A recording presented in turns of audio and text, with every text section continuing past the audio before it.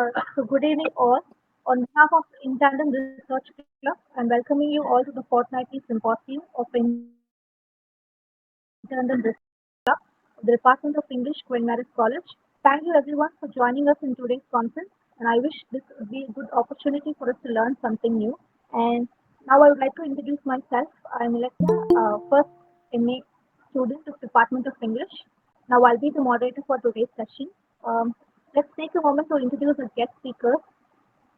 The keynote speaker, Ms. S. Sindhu, Assistant Professor, Department of English, Stella College, Chennai, and the paper presenter, Dr. Punyajit Gupta, Assistant Professor, Department of English Language and Literature, Adamas University, Barasat, Kolkata, and Dr. Lakshmy Ravindranathan, Assistant Professor, Department of English, Dwaraka Das Goverdhan Das, Vaishnav College, Chennai, and Mr. Gunjan Kumar Jha, Senior Research Fellow, Department of English Studies, Central University of Jharkhand. And I also extend my warm welcome to the faculty members, research scholars, and PG students who are present at this forum. Um, we have this theme-based series for this academic year 2023-2024 titled Interdisciplinary Literary Studies, with today's topic on literature and crime studies. Literature and crime live in happy symbiosis, while literature often depends on crime for a good story, and that story in turn frequently is important insights about crime. The close relationship between literature and crime, while at first a seeming paradox, is really mutually beneficial, and technology and criminal law and the public also depends upon literature for insights, like criticism and ideas used for changes in outlook and attitude toward understanding, preventing, and punishing crime. Without any further delay, I would like to call upon our paper presenter, Dr. Punyajit Gupta, Assistant Professor, Department of English Language and Literature, for the paper presentation on the title Literature and Crime Studies.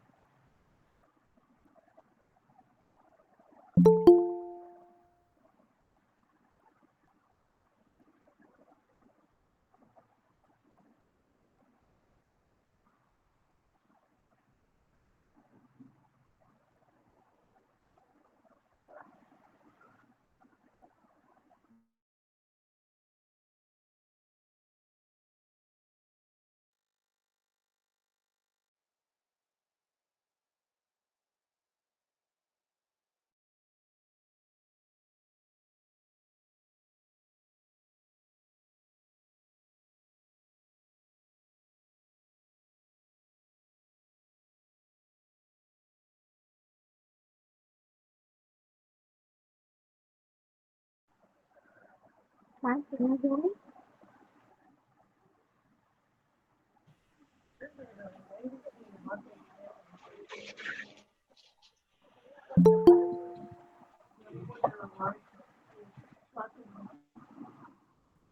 I I think Punajit is not there. Uh, Dr. Maria, if you will please continue with the other speaker, I'll try to locate him in the meantime. Sure. So we can move on to the next speaker. Who's comparing? You can just announce the next speaker's name. Okay, ma'am. So now I request Dr. Lakshmy Ravindranathan, Assistant Professor, Department of English, Varsat of Goverdhan Vaishnav College, for the presentation on the title Indian English Crime Fiction and the Case of Free Orientalism. Hello, can you hear me?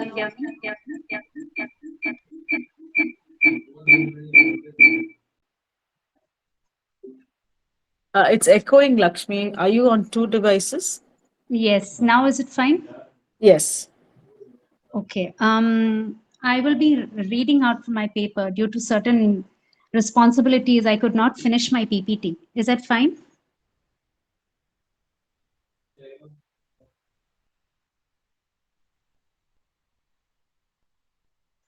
Hello?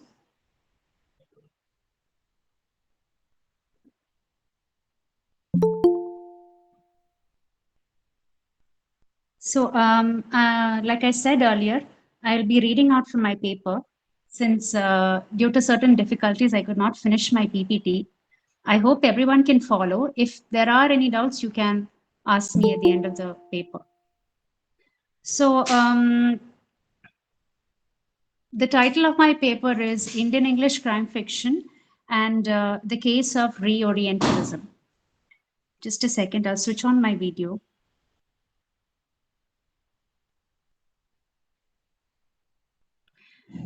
So in Reorientalism is talked about extensively in the book Reorientalism and Indian Writing in English, written by Lisa Lau and Om Prakash Dwivedi. In their book, both Lau and Dwivedi highlight that Indian English writing is a paradox. And the usage of English language is not the least of their concerns when they talk about this paradox. Instead, they focus on self-representation. Now, according to Lisa Lau and Om Prakash Dwivedi, self-representations in English fiction are liable to misrepresentation and self-exoticism. The theory of Reorientalism is derived from Edward Said's Orientalism, and it studies how the Orientalist discourse is imbibed and extended by post-colonial writers today. So Lau and Dwivedi insist that Indian English fiction, especially the novels written by diasporic authors and which are celebrated by international reviewers, promote what they set out to critique and even deconstruct. Often this is done unwittingly. And this is a feature that has been exhibited by Indian English fiction since the success of Salman Rushdie and Arundhati Roy. Indian writers have rewritten representations of India, its culture, and the people. However, such representation is shadowed by Eurocentrism, because of which self-representation in Indian English fiction is partial and skewed. So Lau and Dwivedi talk about two aspects that are very important for Reorientalist studies. One is that self-representation by nations that were once part of the Orient continue to be controlled by the West. The other is that such representation is written for consumption by metropolitan reviewers and audiences. Now, my talk is about how we can bridge the theory of Reorientalism with contemporary Indian English crime fiction. So as I talk, I'll be laying out the conditions which led to the production of Indian English crime fiction as a genre of Indian fiction. Then I talk about the depictions of crime in the novels and how they are tied to middle class understandings of social order. And then I also talk about the novel's self-representation of India, their representation of India's culture and citizens, and these are viewed from the perspective of Reorientalism in my talk. Now, I have not taken just one or two novels. In my talk, I will be referring to a number of novels to prove the points that I'm trying to make. Let's just look at the history of crime fiction in India very briefly. Now, crime fiction has existed in India since the late 19th century, and Francesca Orsini is an authority on genre fiction in India. And in her article on detective fiction in 19th century India, she studies the development of the Hindi detective story. And she says Hindi stories evolved from Bengali crime fiction. And then Orsini says that these Bengali stories were themselves translations and adaptations of stories that were popular in England, that is the home stories and so on. Urdu crime fiction was also popular in 19th century India, and it continued to be popular till the 1930s. And I'm sure regional crime fiction in other languages were also flourishing in the 19th and 20th century. But original crime fiction written in English, that is those that are not translations or adaptations, crime fiction written in English by Indians or focusing on India can be traced to the 20th century at the earliest. It is only in the 21st century that the Indian English crime novels suddenly started getting the attention of reviewers, publishers, and readers.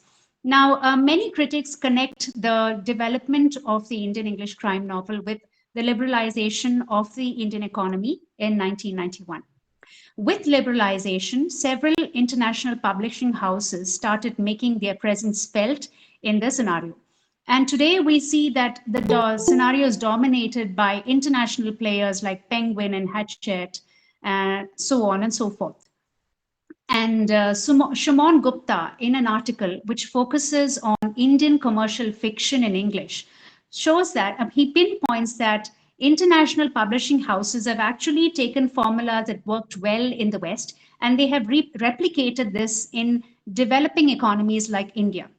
So, based on the history that Sumon Gupta traces, we can understand that crime fiction is one among the several genres of Western fiction, like science fiction, historical fiction, young adult fiction, chick lit, etc., that have suddenly and newly become popular in India. Another authority on 21st century Indian English fiction is Emma Dawson Varghese. And in her book, Reading New India, she draws attention to the fact that a genre fiction like crime fiction arose along with the notion of India shining, which was a notion that was promoted by political parties post the economic reform of India. Dawson provides many examples in her study of genre fiction of how these novels, genre novels in India, post liberalization, celebrate the consumerism that Indians have suddenly started enjoying. But at the same time, these novels also critique and analyze how consumerism has changed our lives. However, one notion of the one effect of the notion of India shining is dark India. Dark India is like an underbelly of India shining. So, dark India is a retort to India shining. It is the urban India, the India of slums, poverty, destitution, crime, corruption, marginalization. Now, it is this dark India that has captured the imagination of global media and international publishing houses and reviewers, and unfortunately, many diasporic authors also. Dark India can be understood as a consequence and as a counterfoil of the privatization measures adopted in New India. And contemporary crime fiction in India is popular due to the ways in which it presents dark India. So two contexts that are very important for contemporary Indian English crime fiction are the context of liberalization and an awareness of dark India. The popularity of crime fiction in India and across the world is also dependent on the ability of the genre to critique society. Crime fiction technically is a part of detective fiction, and it focuses on the reasons why crime happens. Therefore, crime fiction actually has revolutionary potential because it can question the status quo and it can highlight that it is the social order that breeds crime. These features this feature accounts for the popularity of crime fiction across the world. Now, due to crime fiction's ability to probe social vicissitudes, the genre is often considered to enable readers with a lens through which they can examine and understand their world. One example from Indian English crime fiction is a novelist Kalpana Swaminathan, who has written a series of novels featuring a detective called Lali Singh. Now, in the Lali series, all the crimes take place inside the house. So the novels are trying to, make readers aware that crime is not something that happens outside the house, but that crime happens equally inside the four walls of the house. Now, the popularity of crime fiction, especially the startling rise of Indian English crime fiction, can also be ascribed to an obsession with the possibility of crime that all citizens across the world share. In a book called The Truth About Crime, which is written by Jean and John L. Komaroff, based on crime in South Africa, the possibility of crime is one of the questions or one of the concepts that the book discusses. So the Komarovs study South Africa and they question the conception that people across the world have of South Africa as the world's rape capital. The Komarovs point out that statistical data actually proves otherwise. However, there is a booming industry in South Africa for CCTVs, for barbed wires, and for other technologies of crime management because of this fear of the possibility of crime. So citizens in South Africa safeguard their house and property with all sorts of surveilling gadgets. That from this study, we can understand that crime is an imagined possibility as well as a reality. These fears of the crime are reflected at the macrocosmic level also.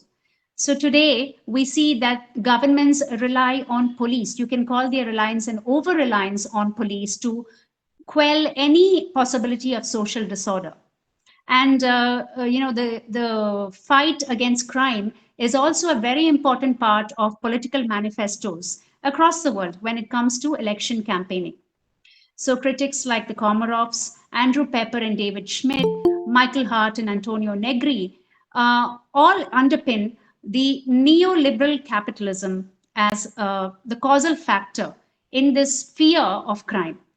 And since the police are deployed in full force to quell social disorder and protests, citizens turn to private sources to assuage the fear of crime. And one of these private sources is the crime novel. Interestingly, however, apprehensions of crime ensue from parts of the society where crime is least likely to happen. Therefore, speculations of crime are disproportionate to the actuality of victimization or to the endangerment of one's private property. So fears of crime are related to social class, just like our belief of criminalities, our beliefs of criminality are biased by class prejudices. So unsurprisingly, hegemonic class-bound viewpoints affix criminality on the impoverished, the unemployed, the vagrant, the migrant, and the unconforming. Now, social class is a very important factor for contemporary Indian English crime fiction. In contemporary Indian English crime novels, it is the middle class world which is focused on. Anita Nayar's Inspector Gowda series is a very good example of this. And through her novels, one was released recently, she covers the sordid reality of the city of Bangalore. And she explores themes like politics and corruption, child abuse, heteronormativity, sex trafficking, etc. Yet, all these are viewed through the Inspector Gowda's middle class mindset. So, along with the narrative of crime, Nayar also presents Gowda's personal life, where she talks about things like midlife crisis, housing and land development, consumerism, his son's education, intergenerational gaps, etc. Another example is Vikram Chandra's Sacred Games. And here, the main officer is Sartaj Singh, who is also middle class. The novel presents other police officers also, and they too come from the different parts of India's several middle classes. Another example is Kiran Desai's Simran Singh series, where Simran Singh is an upper middle class woman. So in Simran Singh series, it is the detective Simran who voices the challenges and difficulties experienced by women from lower income groups. In her path-breaking article entitled The Politics of Forgetting, Leela Fernandez highlights class-based perceptions of disorder. Fernandez's study has a very important implication for the Indian English crime novel. Fernandez describes the concept of the politics of forgetting as a political discursive process in which specific marginalized social groups are rendered invisible and forgotten within the dominant national political culture. She describes the beautification of middle class and upper class neighborhoods in Indian cities And this is referred to as gentrification. Gentrification actually involves a displacement of the lower class, the poor, the destitutes, the homeless, to areas that are outside the bounds of middle class areas. And so gentrification is inseparable from ghettoization, and often raise concern in the process of gentrification is that the presence, just the very presence of the lower class can lead to social disorder and environmental pollution. So Fernandez terms such strategies of political dislocation as the politics of forgetting, because it actually erases and displaces the presence of the lower class. You can see a similar strategy in Indian English crime novels. For example, Anita Nayar's Gowda series oscillates between the scenes in the novels, oscillates between the interior of Gowda's two-storied villa and the crime scenes. Another example is Kalpana Swaminathan's novel, The Gardener's Song, in which 90% of the story takes place inside an apartment complex, which is inhabited by the middle class. So, there is very minimal allusion to other social classes in novels like The Gardener's Song. And it is only towards the end of the novel that the narrative ventures into a slum. And this is because they want to get the evidence from a witness who is a gardener. So the detective rushes to the gardener's house to save a very important witness. So, through these examples, it can be argued that the novel Gardener's Song exhibits class politics because it dislocates the poor from its focal point. And the gardener is belittled, the character of the gardener is undervalued because he merits attention only in relation to the evidence that he can provide for the case, which is something that affects the middle class. So the Indian English crime novel actually functions as a vehicle of middle class presumptions of order and disorder. So, therefore, crime novels reduce the marginalized to spectacles who are representative of the squalor and disorder of dark India. Characters from the lower income or poor strata are objectified by the novels as indicators of the underbelly of city life. Another example is a series of novels featuring Detective Vish Puri, written by a British citizen called Tarkin Hall. In one novel, which is aptly titled The Case of the Deadly Butter Chicken, Puri is standing in his balcony and he's ruminating on the case. And his attention is suddenly caught by his neighbors, who are his new neighbors. Now, these neighbors are actually poor farmers, Jat farmers, who sold their land to land developers, and suddenly they have become rich. And they don't know, they have not yet adapted to the city life. So Puri experiences a level of embarrassment because he's living next to these unsophisticated Jat farmers. So Puri's gaze is very interesting here because as detective, he surveys the environment. But another function of the detective's gaze is that it makes assumptions of people based on their appearance and socio-economic status. So the detective's gaze in crime fiction actually is a lens that objectifies and categorizes people. In Indian English crime fiction, this curiosity is directed towards the poor, the low income groups, the abnormal, etc. Now, what's interesting is that these characters are often not the criminals that the novel is searching for, but they are subjected to curiosity and concern.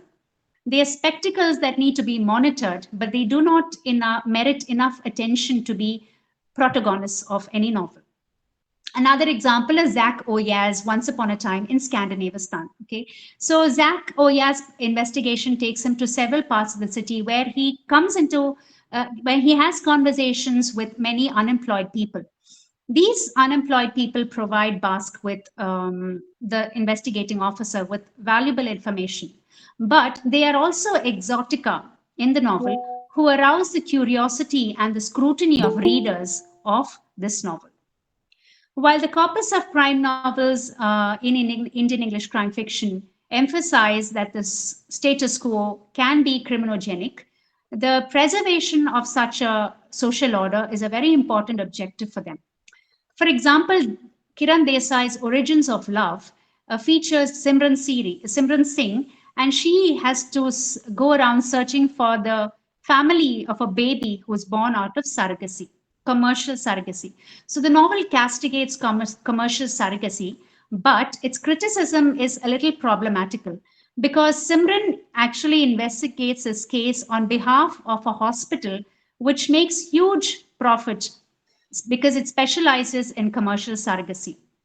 So there are two strains of thought in Origins of Love. One, that motherhood is a sacred bond which cannot be commercialized by the market. However, because Simran is representing a hospital that specializes in commercial surrogacy, the criticism that the novel offers is quite problematic. The novel makes sharp revelations of the neo-imperialistic industry that commercial surrogacy is, and it alternates between first and third person narration. It is this alternation that is interesting because the narration is in first person when it is delivered from the point of Simran's point of view.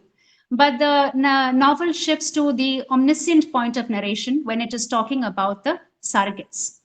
So the novel actually subalternizes them because it is Simran who eventually voices their challenges and voices their needs.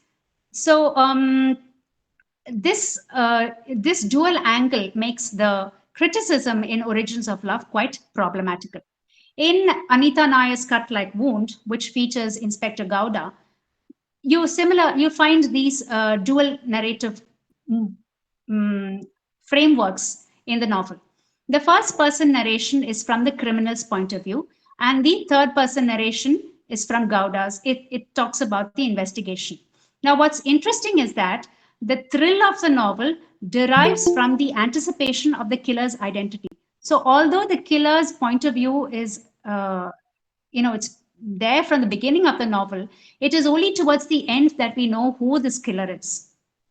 So this identification of the killer, which is usually kept for the end of the crime story, has been analyzed beautifully by Ernest Mandel in Delightful Murder. And he says that the identification of the killer actually seeks to restore order, which has been disrupted by criminal transgressions.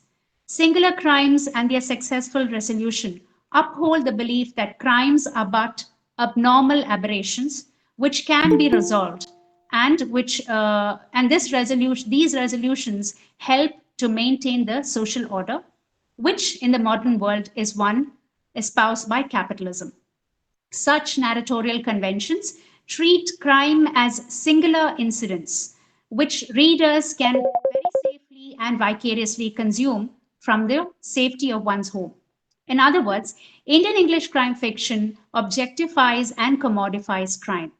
Since they restore or uphold the status quo, they allied over the endemic nature of crime and the structural inequalities which are criminogenic.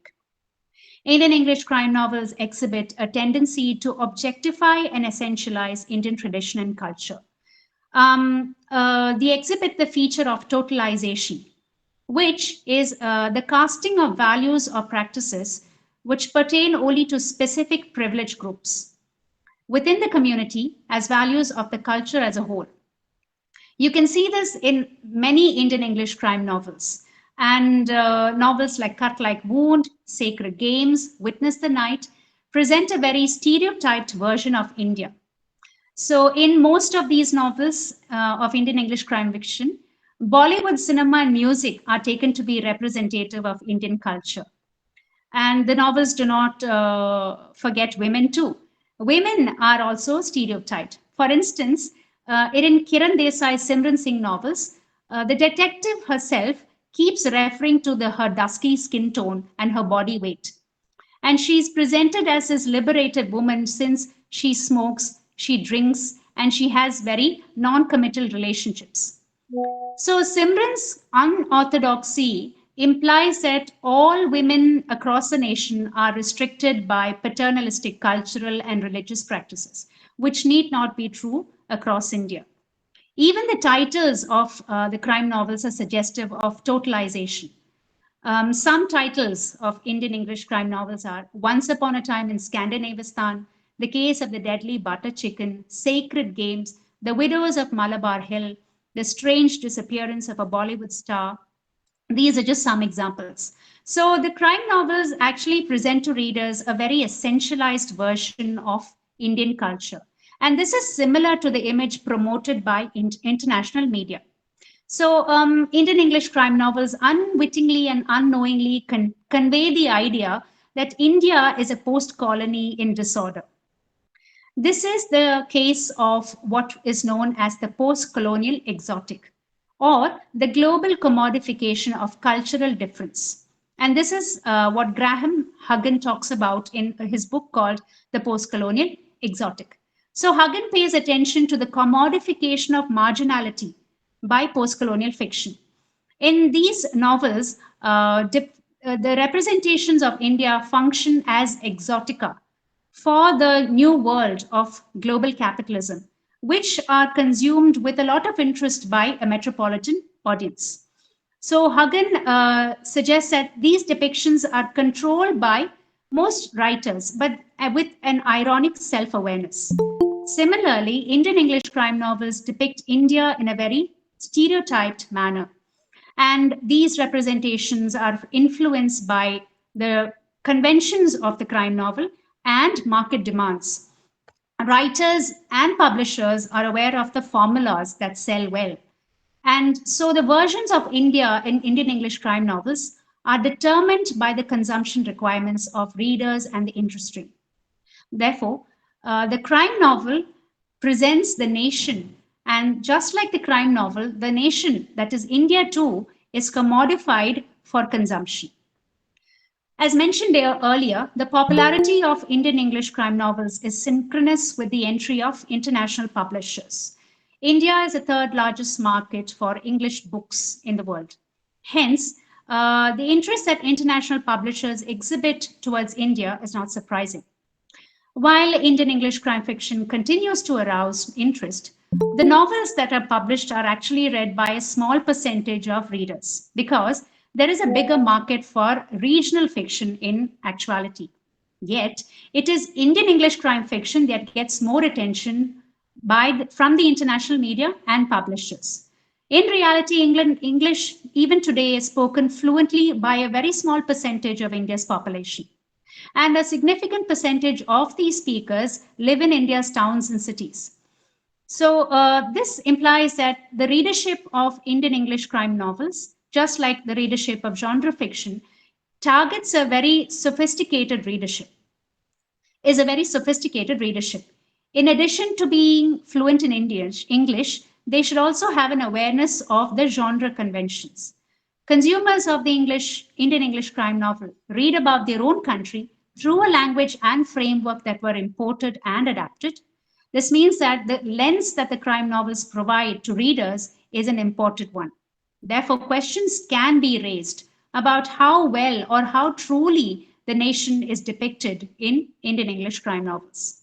Considering how middle class interests are prioritized and their apprehensions are given center stage, it can be inferred that depictions of India are influenced by both the idea of India shining and the concept of dark India, both of which are important to the middle class world.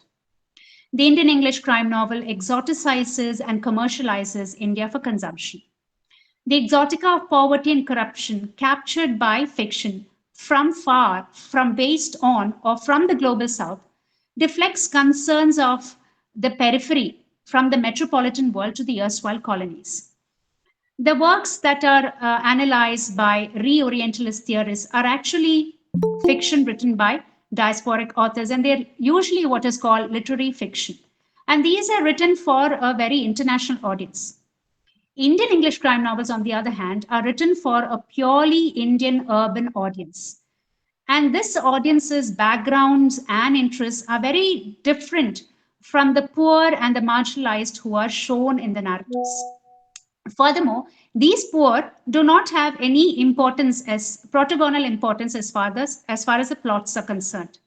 So therefore, the novels mimic reality by sidelining the underprivileged. The underprivileged in the crime novels exist to be gazed only at from a distance or through the lens of the detective. Like reality, self-representation is denied to them, and they have to be talked about by the detective and by the crime novel. Hence, the Indian English crime novel too is an embodiment of Reorientalism. It presents a discourse of exotica produced by home and diasporic authors in a Western genre published by national and international publishers, but meant for distribution primarily in India. It can be concluded that through the novels, the readers speculate in a very peripheral way with what Dark India is. Thank you. I hope you have been able to follow my paper. I'm really apologize for not being, for not having made a presentation.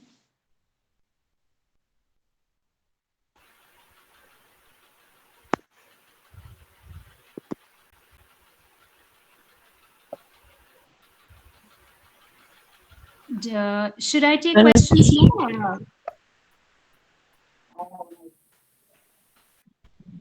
Thank you, ma'am. Thank you so much for your wonderful presentation. Thank you. Now I request another paper presenter, Mr. Gunjan Kumar Jha, Senior Research Fellow, Department of English Studies, Central University of Jharkhand, for his presentation on the title Historical Detective Fiction and Neo-Victorianism, Unmasking Edward Martin's God of Sin and Murder on the Brighton Express.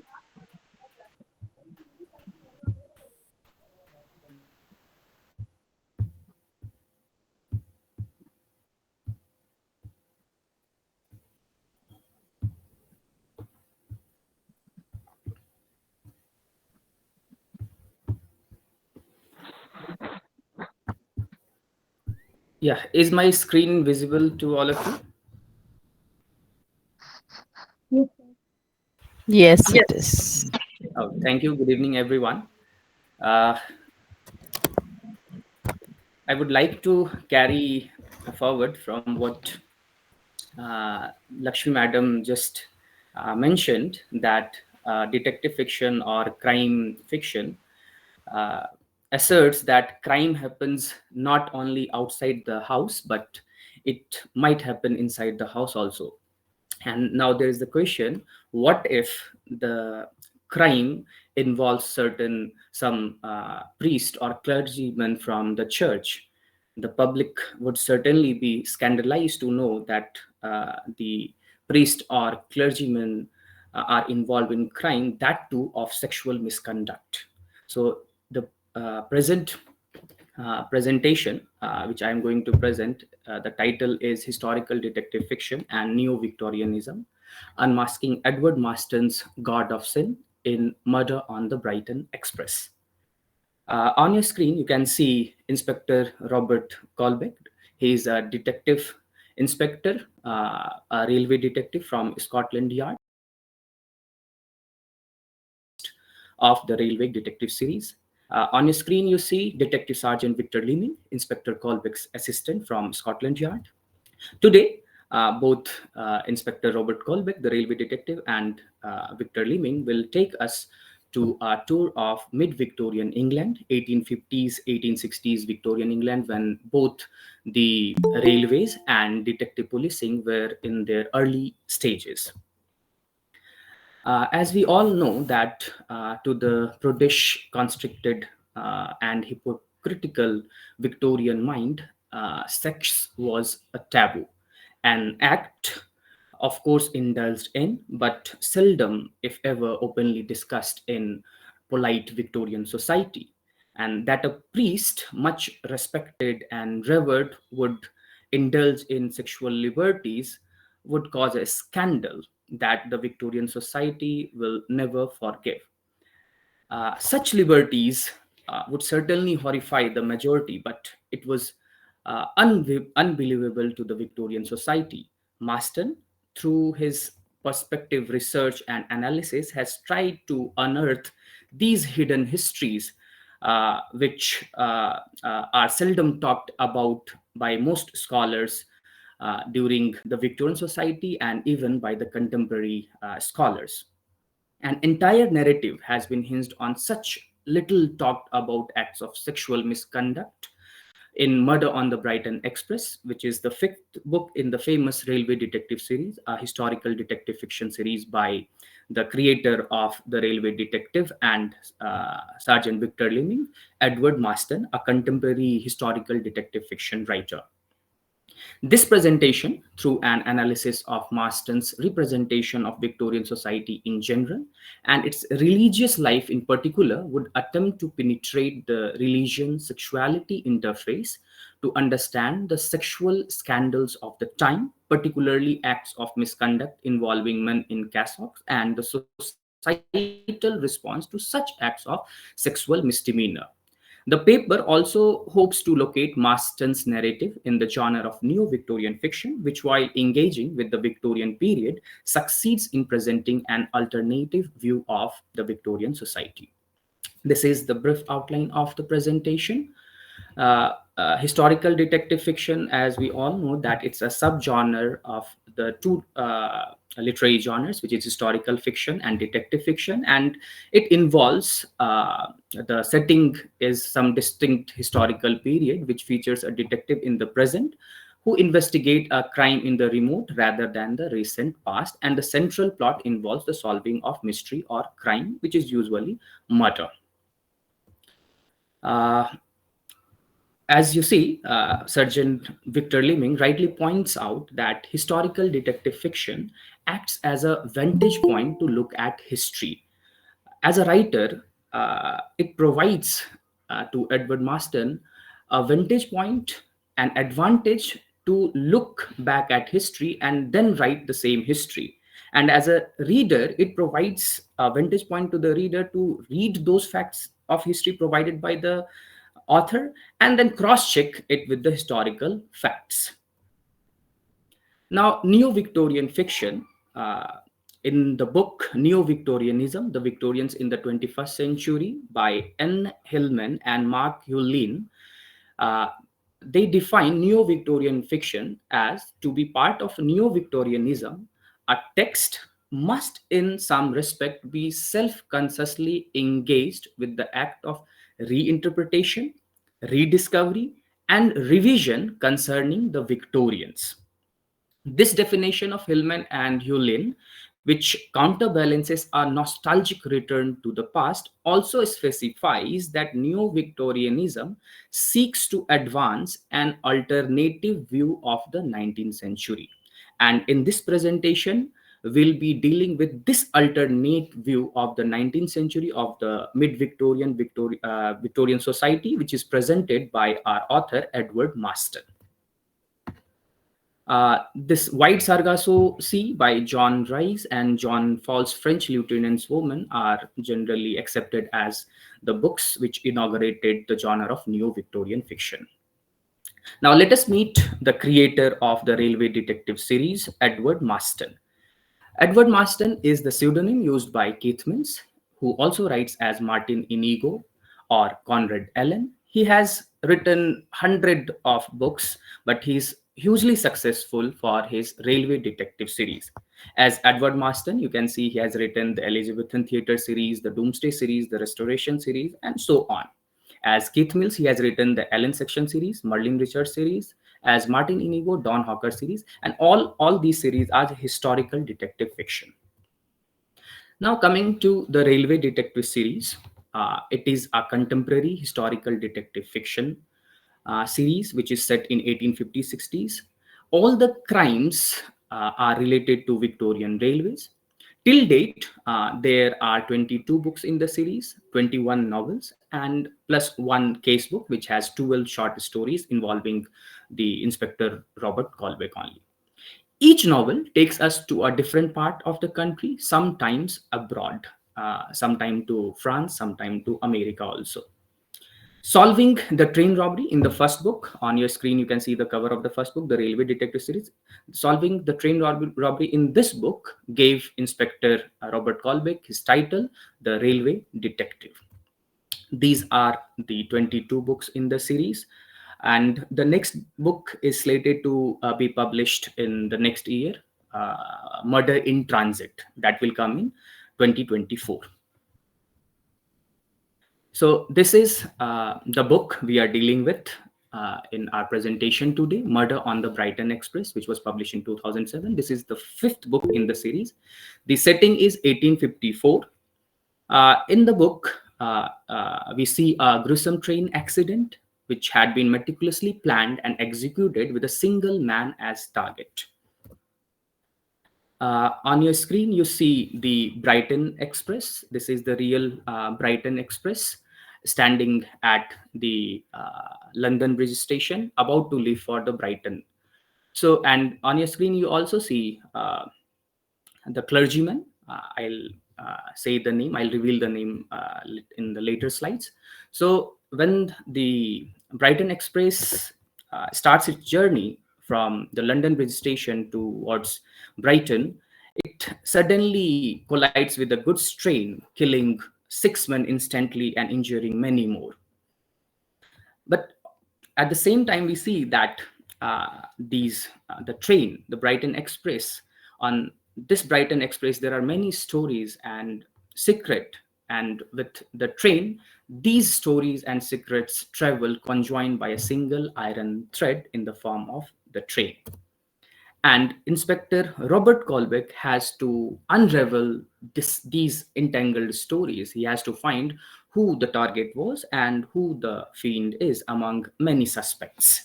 Whether it was Giles Thornhill, a politician, whether it was Horace Bardwell, former railway director, whether it was Ezra Follis, the clergyman. So, who was the target and who is the fiend?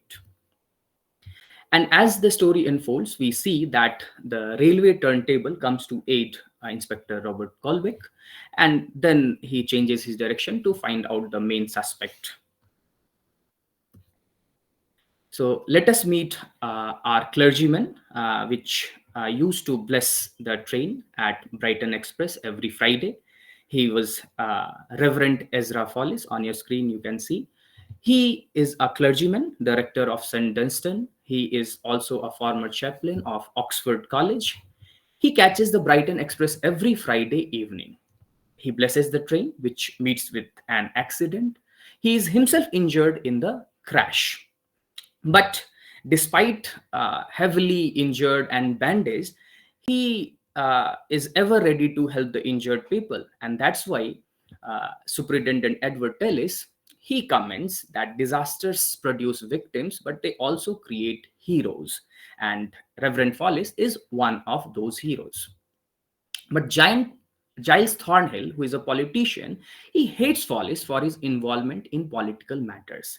And he says that Follis is a turbulent priest, a renegade priest.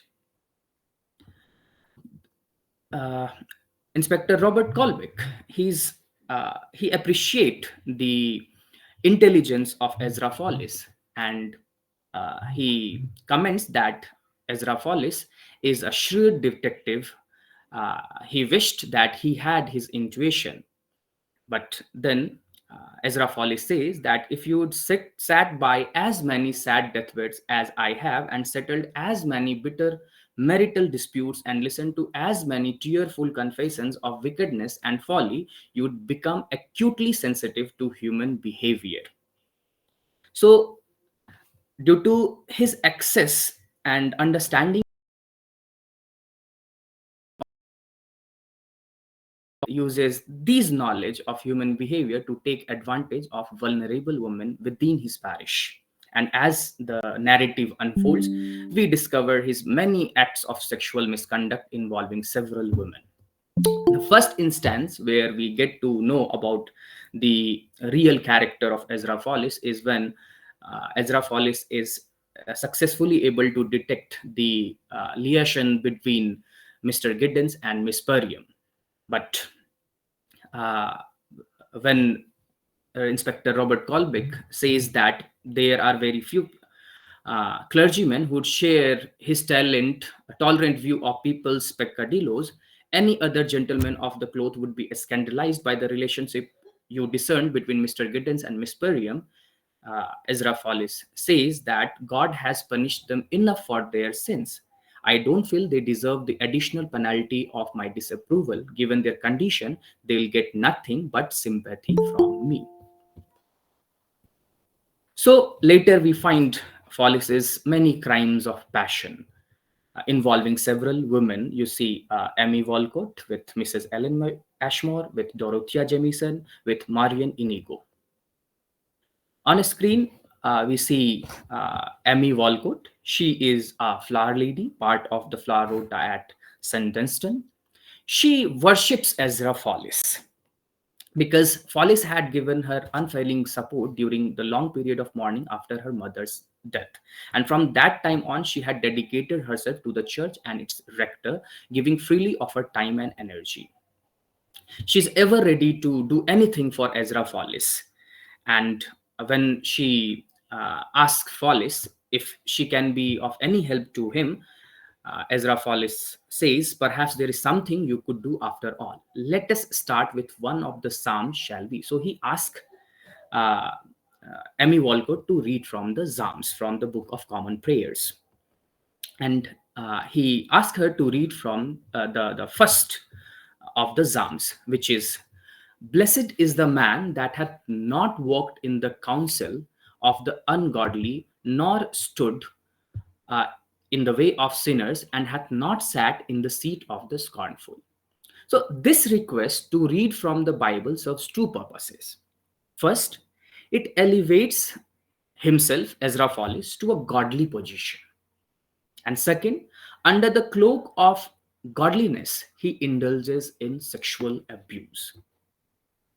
And after that, next time, Ezra Follis asks her to read from Tennyson, and then he asks to read the poems by Keats.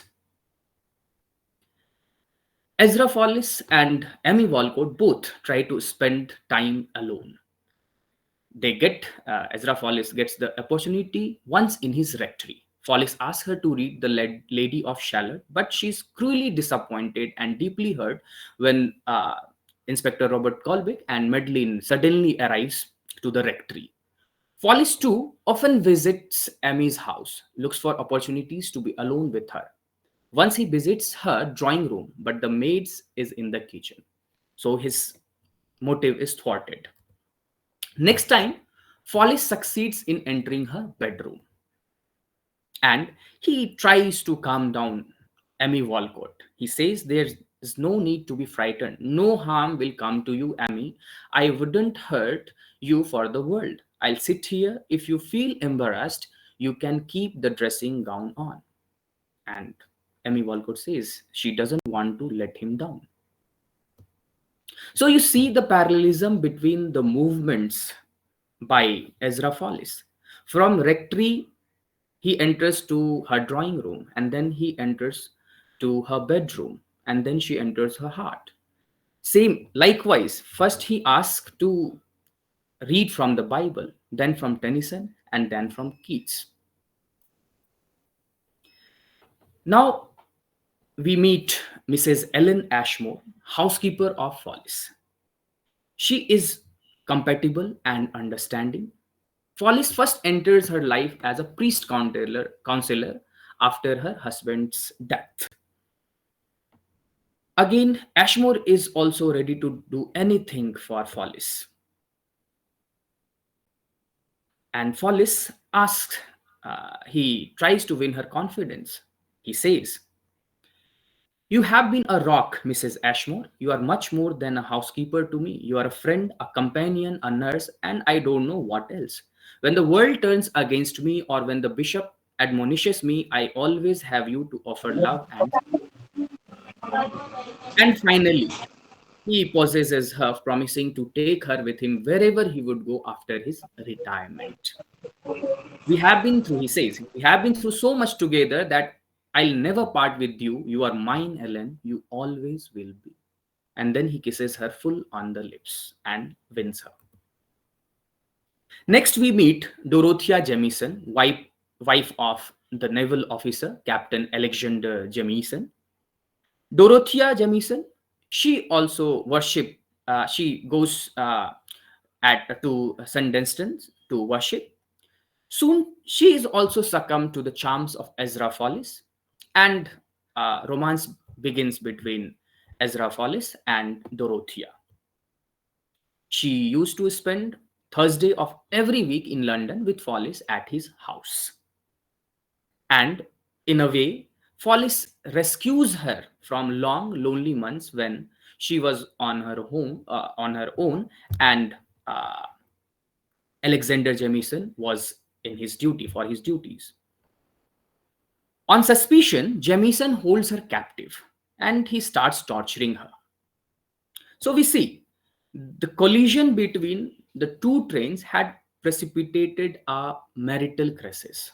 So much so for the Victorian morality, it resulted in the marital crisis not one but two. Next, we meet Marian Inigo.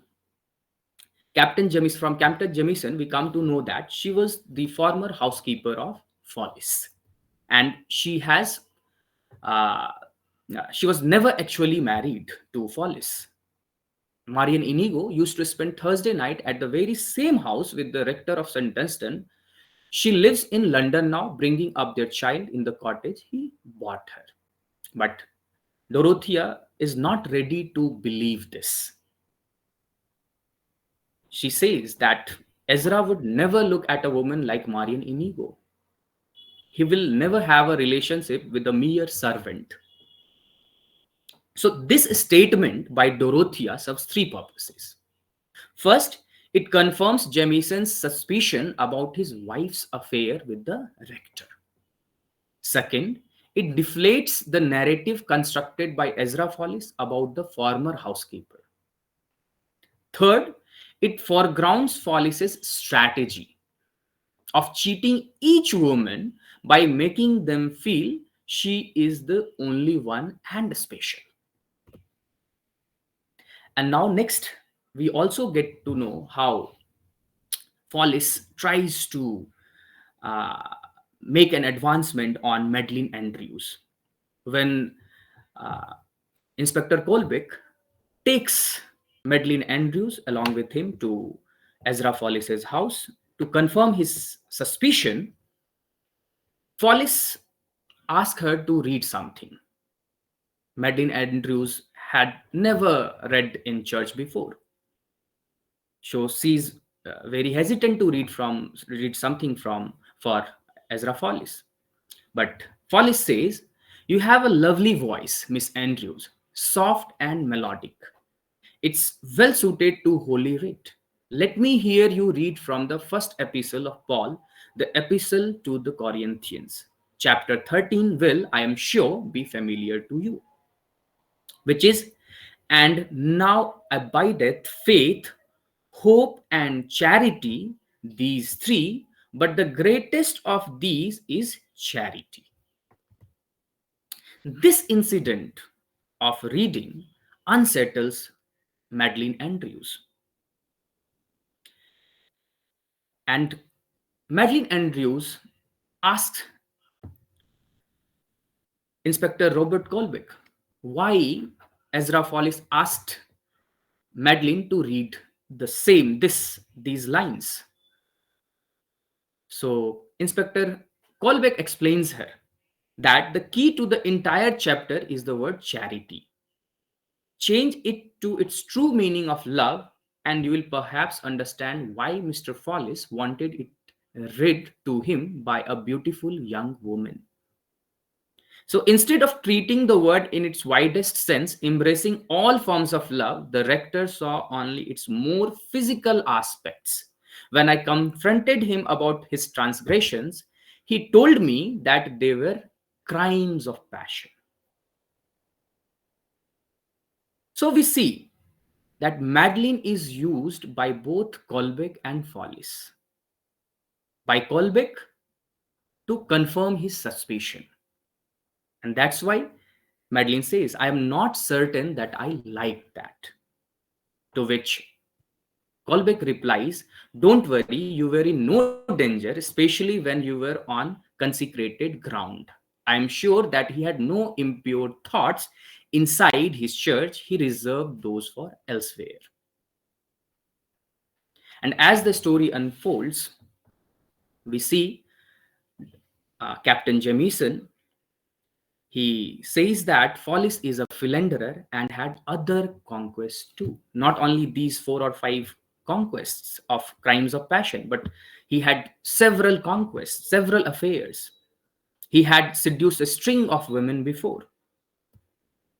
And Captain Jamieson reveals that he had built a love nest in London for his secret Thursday nights, where he used to spend time with Dorothea, with the housekeeper. And he used to return on the Brighton Express every Friday after his adventures.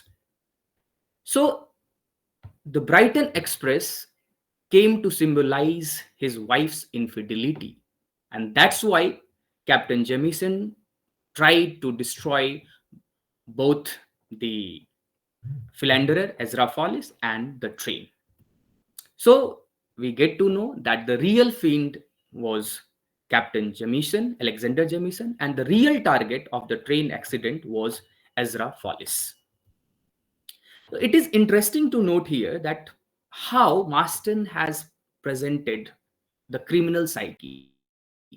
First, the psyche of Captain Jamieson, who was the reason to cause the train accident just for his personal revenge. He killed so many people just to take his personal revenge. Then we also get to know the psyche of Ezra Follis, who was a sexual pervert in cloth, who used to enjoy pleasure just by hearing the voice of the lady. Then we also get to know about the psyche of Dick Schiffney, who did crime for money and lust. We also come to know about the psyche of Henrik Freytag, who was involved in political crime. So Marston has structured the plot so well that till the end the reader is unaware about the real nature of different characters. And now comes Madeline Andrews. He has also perfectly captured the structured patriarchal Victorian mindset too. And this is evident from the conversation between Superintendent Edward Tellis, Inspector Colbeck, and Sergeant Victor Leeming. When the real target and the real fiend was caught, Superintendent Tellis, he comments that a certain clergyman should dangle beside Jamieson. But Inspector Colbeck, he says that he has been adequately punished. The mental scars which Ezra Follis has got will never heal. He was stricken with guilt. And Sergeant Victor Leeming says, don't forget that he was shot as well. His shoulder will never be the same again. Now let us come to the 2 celebrated clerics from Victorian age and their sexual adventures, from which Edward Marston has drawn. The first case is of Giovanni Giacinto Achilli, and second case is of Monsignor Thomas John Capel. Achilli was an Italian Roman Catholic Dominican friar who was alleged of several sexual misconducts. John Henry Newman accused Achilli of sexual offenses including rape or assault of 4 of his own domestic servants and also another young woman in the year 1851.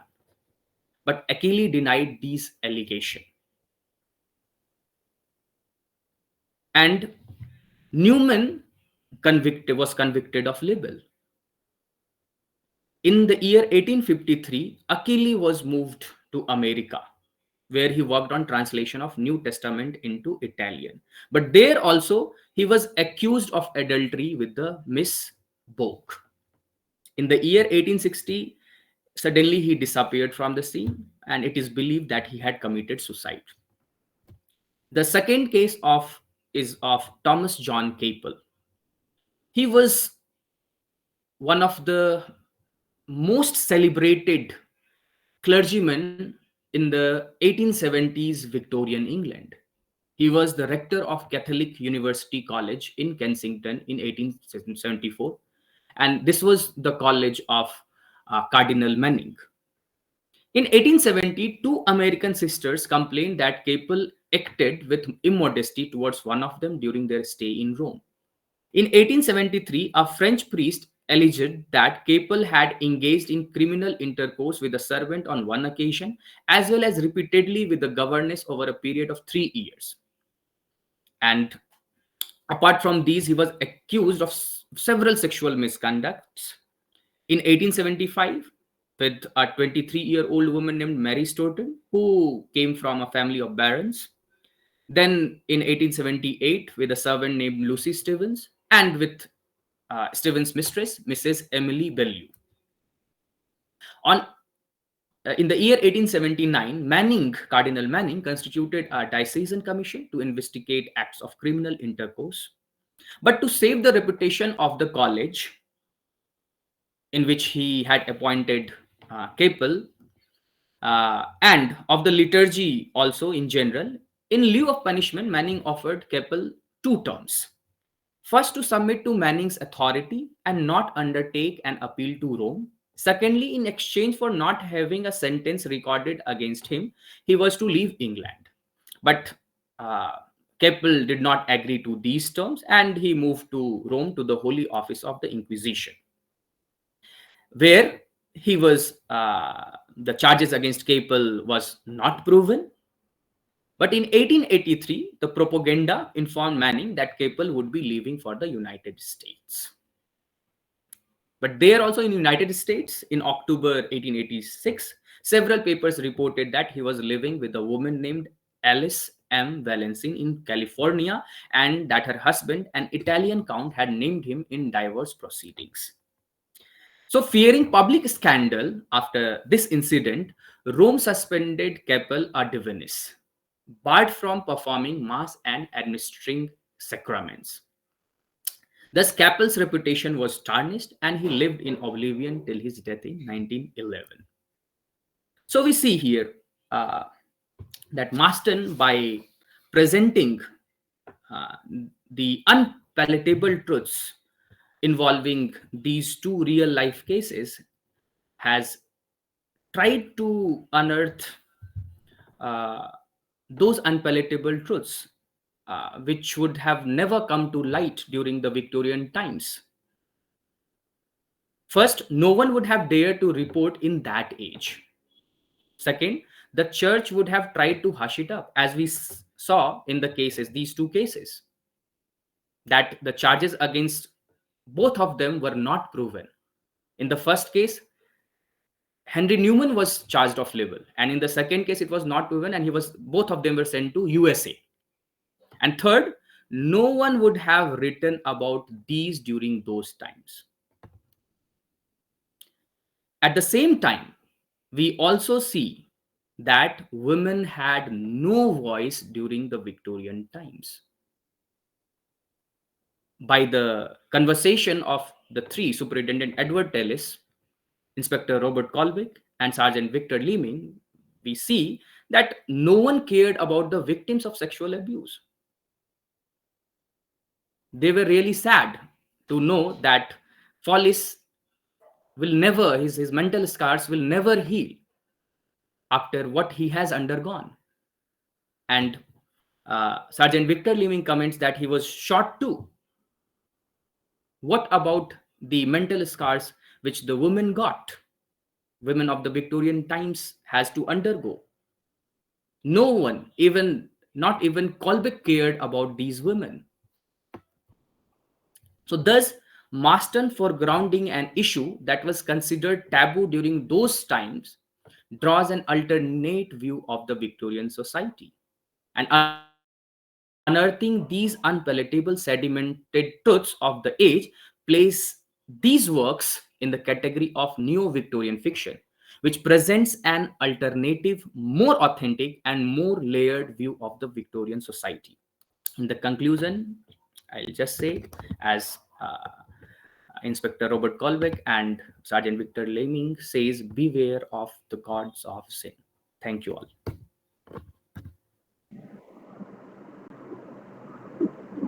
Thank you so much for your presentation, sir.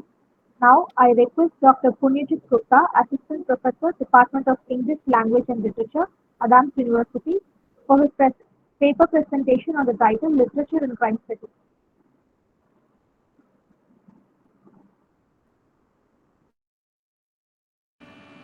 Hello, am I audible? Hello, am I audible? Yes, sir. Yes, sir. Okay, I'm sorry that I could not chip in at that time because of network issue, and I am privileged that I have been a participant to this. I should say mind blowing seminar. Right, I have been hearing means a madam who has been introducing us just before Christmas. It is I would say a great thriller to me. And then my one of the favorite Gunjan Kumar Jha also introduced one thing. I would like to keep my focus on much have been told about the history of Indian literature, Indian English fiction, crime fiction, and Mr. Gunjan also focused on the Victorian one. I would rather stress on first of all it has been on three to four aspects. One is, you see, literature more or less has been introduced to this part of the world as academia, not for pleasure but for study purpose. I don't know. This has been there. This has been a kind of approach which means colonial masters, our previous colonial master, means they ceased to thought that we can reproduce good literature like them. Means it is a sort of derivative literature because this crime fiction started in translation. Means most of them started in a translation, and then it became popular. Means I would say at least in my part of the world, means here I could find many books which have been translated, and then means it became popular, and then we got original writing which were also aping more or less to our role model like world role model like Agatha Christie, Sherlock Holmes. I means Arthur Conan Doyle, all these models, and there have been many. I think there has been a series edited by Lever Wright where he means where the person had laid out some rules and regulation to means as a setup of crime fiction, though we do not adhere to that. But my observation is that literature means if we see its reflection, it reflects in man's relation with nature, then hunting, then war, then love, to be very, very, means if we think in a very, very synoptical way, nature, you see, means I am calling about that, the presence of nature in man's, in man's life. Then hunting, of course, that has been our part. War, love, these has been recorded. Now, about crime fiction, I would focus on Bomkesh Bakshi's The Quill of Porcupine. I hope Sardindu Bandyopadhyay name has been means has been one of the pioneer in our part of the world, means in Bengali, and it has been translated in English also. And means in one Hindi TV serial also we were acquainted with Rajit Kapoor performing the role of Bomkesh Bakshi. So I would rather give my observation here. Here you see means my both the previous speaker have already told about the nature and the literature of Indian literature in English. Here in this uh, means widely known and much rated, I would say much read here in Bengal and adjacent area, means you would find that there would be five among 10 those who are reader, they would be knowing this story. I mean, such is already The Quill of the Porcupine. Now you see the significance of the title, The Quill of a Porcupine. right? Porcupine is an animal, and quill means how come it is becoming a crime and fiction. The setup, of course, it needs no introduction. Setup is just pre-partition stage when India was passing through a turbulent phase. British government means the Company Raj and the British government. The police system uh, was in its place, but it was not functioning well. And pre-partition stage means those people who had witnessed here in Punjab and India, this part of my world, uh, would say that many things means which was coming up at that time, that maybe gave rise to this truth seeker. First of all, this character loved to say himself as not as detective, means which seems to be sometimes means professional and derogatory. He calls himself as truth seeker, Satyanesh. Right. Now you see, truth seeker means I have translated it. Satyaneshi, truth seeker, and see his name Bomkes means Indianization. Right. Bomkes means it is another name of Shiva. Now the basic feature here you see, uh, that an animal is made to be the focus of everything. Now, how come? You see, it shows that a series of murder have been happening, and it is happening with means in the heart of Calcutta. It has been the discussion in a gathering, generally, peopled by old, you know, means those who means a single person men of different work, and they have been like taking a cup of coffee and discussing about politics and social context and this murder also. So we could see that you see means in Bengali society means gentalia at that time, you would find discussion of this type, means crime is also becoming a part, and means it is rippling through the society. Now it has started with a murder of a beggar, right, who was taking tea, morning tea, means dawn tea, I would say, and then he was murdered. Then the labor, then small shopkeeper, then you see an industrialist means was attacked, but he escaped. And then Bomkes Bokshi, the sleuth, means the detective himself, was attacked, means as he ployed to catch the criminal. Now you could see easily that it has been showing, means the very outline is showing of the murder, means the serial killing is showing that layered of society has been exploited. You see, first of all, the beggar, and then means a labor, and then means those who are exposed to this nocturnal predator, right? Because here in this part of the world, means in Bengal, it is warm climate. It is happening, and beggar was exposed because in footpath he is taking tea. um, so he, and the labor also, and the shopkeeper also, he was coming, but it question or interrogate the presence of police. Calcutta police at that time, means police system, British very much, they took pride in police system. They took pride that they have systemized the law system of means the systemize the discipline us against the crime. So you see, this has been questioning. The police is trying to delve deep into it, but it was inadequate. Means the murder was happening, and one after another serial killer is happening. Then when you see in between, another phase open up, means if you are listening to it, you will find that one person is seeking to marry off her sister in that uh, the single men, means one is widower and rest of them are single, means single, eligible bachelor.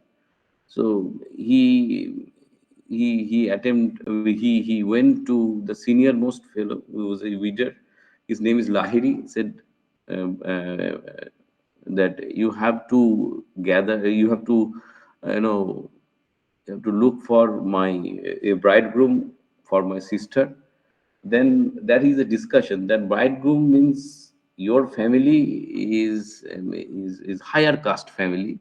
So most of the thing, I think, need not to be told, means the criteria of this. So through this criteria you will find, you see, means how condition in our life, means it is shown.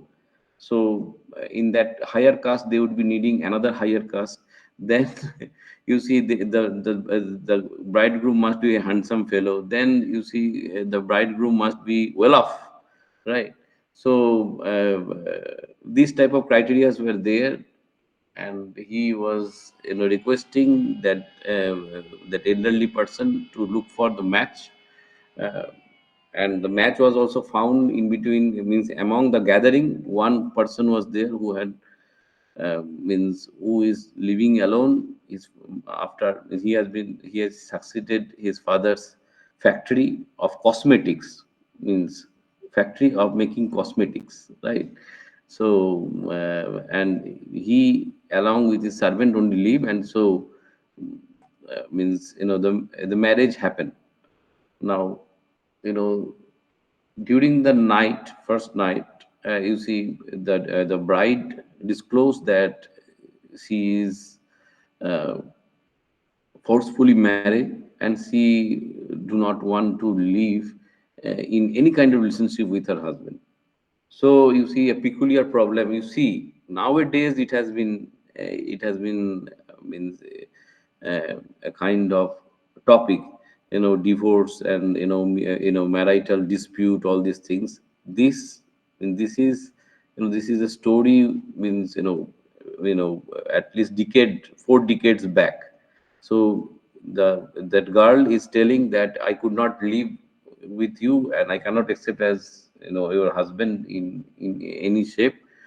But when given chance, then you can go back to your house. She said that dad would again,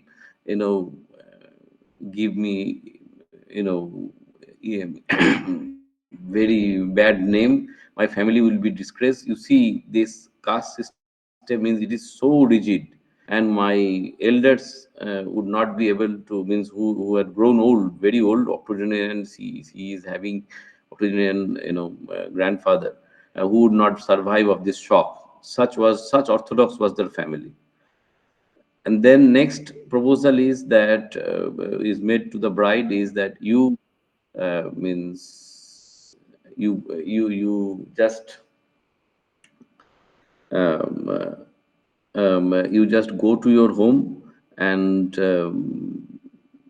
then you see, uh, declare that we would not be going, we are not together. That is also not permissible. Lastly said that, okay, if you are not satisfied with this, then we would be pretending as a happily married couple. Means in this way it has been, function. So they have been, behaving to other as a couple, and inside they are stranger. Look at the condition, because of the constraint of the society.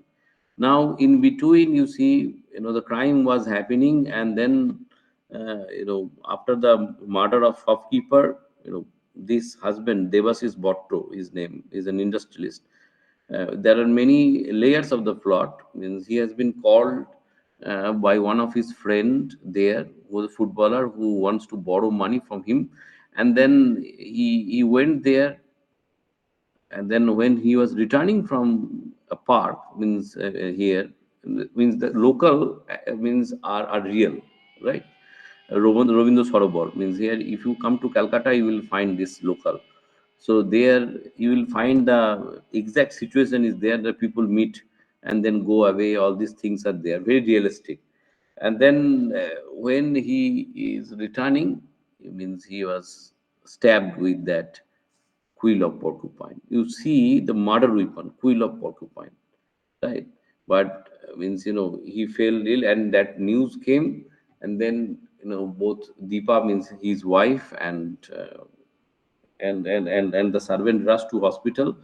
And when inquired about the relatives, so Bomkesh Bokshi means the detective, along with the in charge inspector Gopal, means Bomkesh Bokshi become very intrigued, and then he joined, because it means it was quite some time that Calcutta police was clueless, right?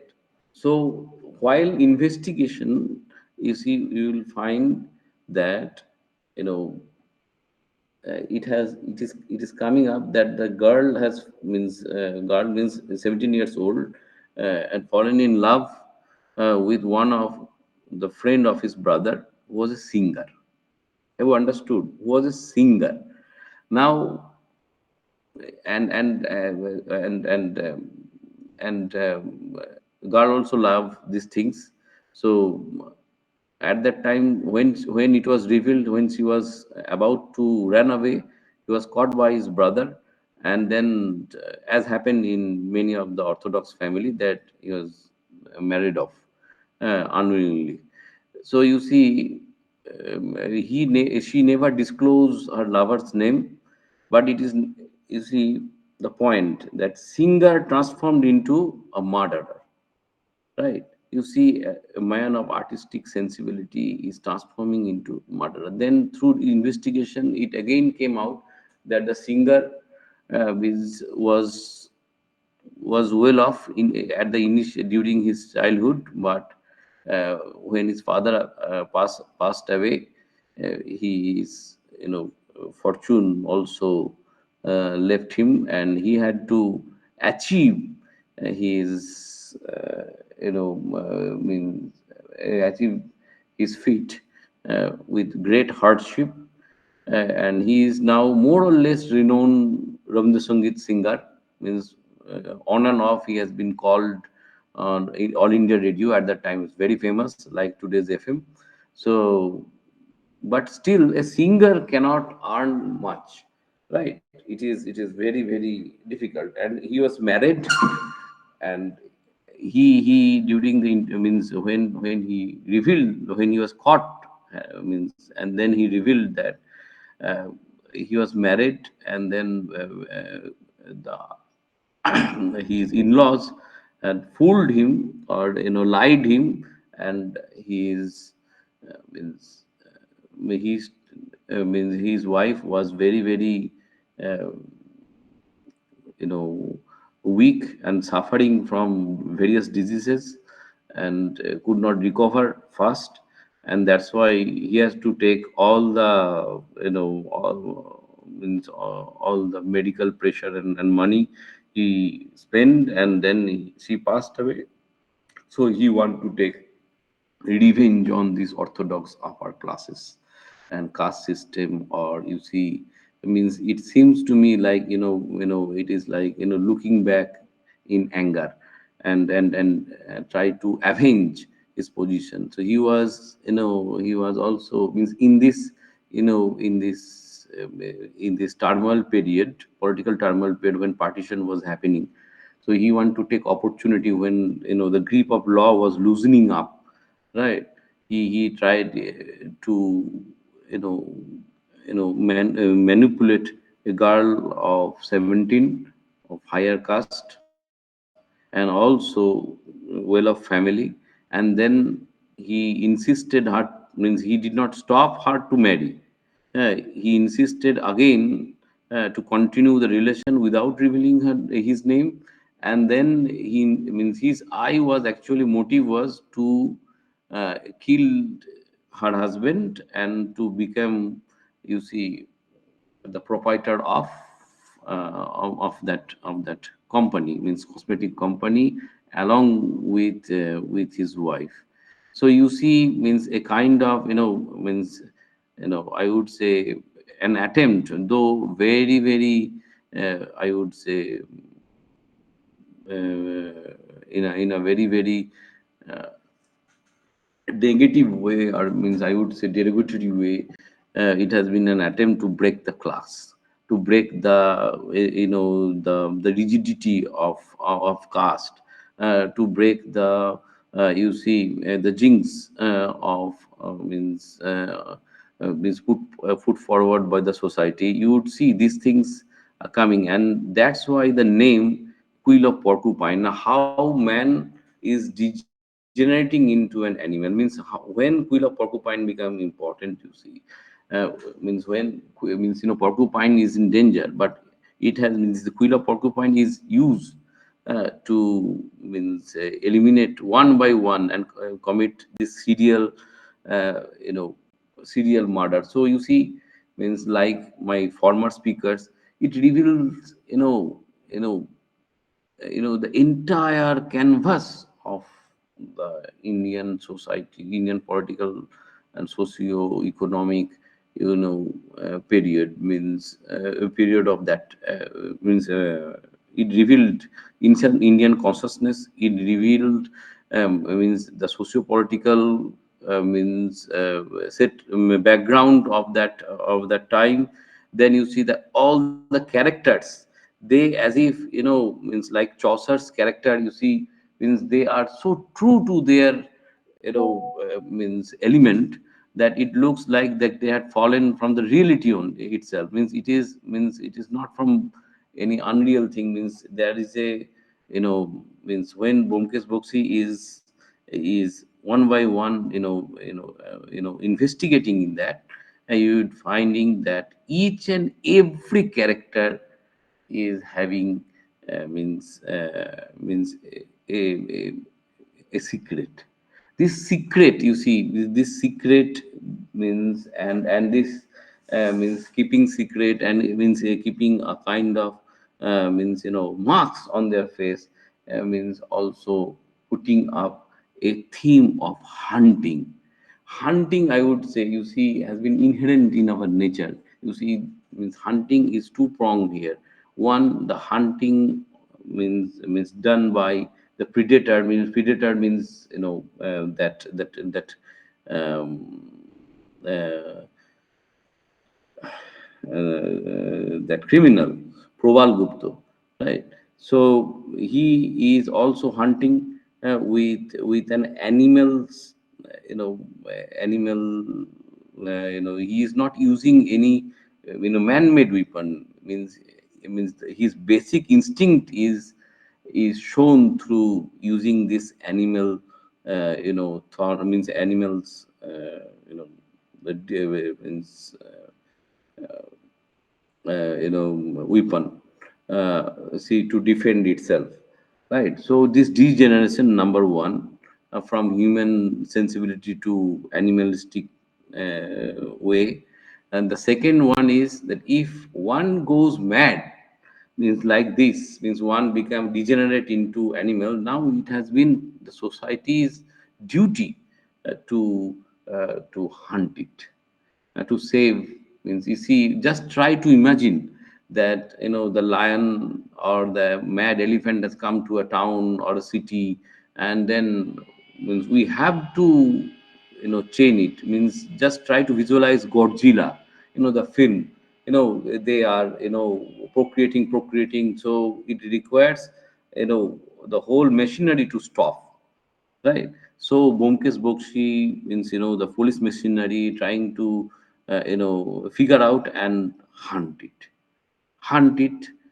You see, the theme of hunting is there. But my question is, you see, theme of love is also there, theme of class is also there, theme of caste is also there, and then you see, means why this hunting is needed. The hunting means my question is this. See, you know, this process of hunting, right? In each and every crime thriller, you will find this kind of hunting is there. Means more or less, I would say, criminal can present anywhere in our house, among our family, and they do things in a different way. They could not tolerate means many things, like adverse situation. Then they are luck, then their lack of caliber, all these things, and they degenerated it, and they began to take means wait for the opportunity. So I would rather focus on this. You see, quill of a porcupine. You see, is how man is shown in a degenerated way in this context. And another thing I want to point, which is very very which differentiate Bomkes as a detective from most of the other detective is that here means Sardindu Bandyopadhyay, his creator, has created this character Bomkesh Bokshi as a family man, right? If you means if I don't know whether you have read it in original, or means original Bengali, or if you have seen Hindi film, you would find Bomkesh is happily married along, and the narrator is Ajit Banerjee, his friend, and three of them live in a very in a very not very well off they are, but still they sway over this crime, and he became famous. So you see, this means this marriage means is not putting it into the genre of crime fiction only. It is becoming a novel itself. Means Bomkes is not Sherlock Holmes. Bomkes is not Hercule Poirot that we don't know about. Means their family things. Bomkes, each and every day is known.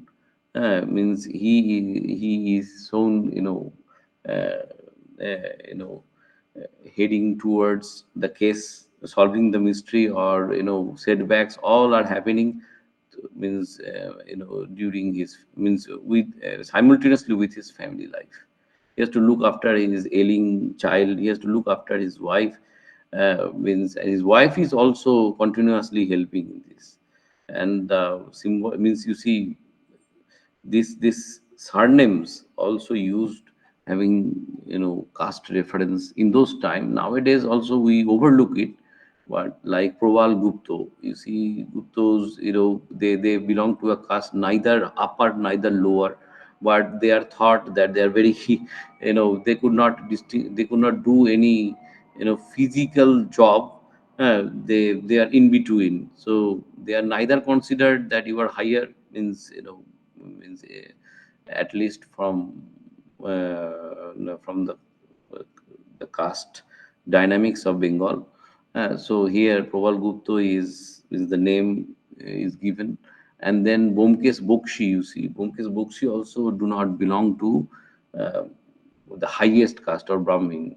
Right? Bomkes Bokshi means it is thought that he is a son of Kayastha, means very clever person, and he means his appearance is that nobody could able to make out that he is such an intelligent person. Only if anybody is looking up to his eyes, then only make out the sharp eyes is telling something else, right? So you see, these things are revealing means in this I would say in this novel. You see, so this is giving means when means actually I'm teaching this is giving a different perspective of Indian literature, um, um, in English, means means crime fiction.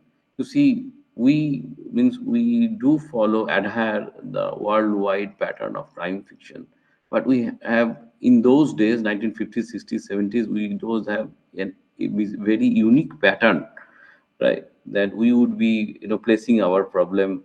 And now what I feel here, that it is very very intricate. If you go through its translation or go through this novel, it is very very intricate, and the student of this or the people of this era found it very very puzzling. So in this way, means I would like to put up that I would say that these observations uh, really, is we would means I took up to you that how it means this type of crime fiction means what my former speaker and then have been speaking, and other speakers would be telling also, that can be considered as hunting. The theme of hunting is there. So with this, I would be ending my presentation. I'm looking forward to hear more good thing today. So thank you. Thank you very much, sir, for the presentation. Followed by the paper presentation, let me introduce today's keynote speaker, Ms. S. Sindhu, Assistant Professor, Department of English, Calamaris College, Chennai. His area of interest is journalistic writing, Indian literature, Shakespeare, post-colonial studies, and crime narrative studies. And in today's session, ma'am will be presenting on the title Recent Trends in Crime Narratives. We are happy to have you here, ma'am. So, no further delay. I'm handing over the session to you.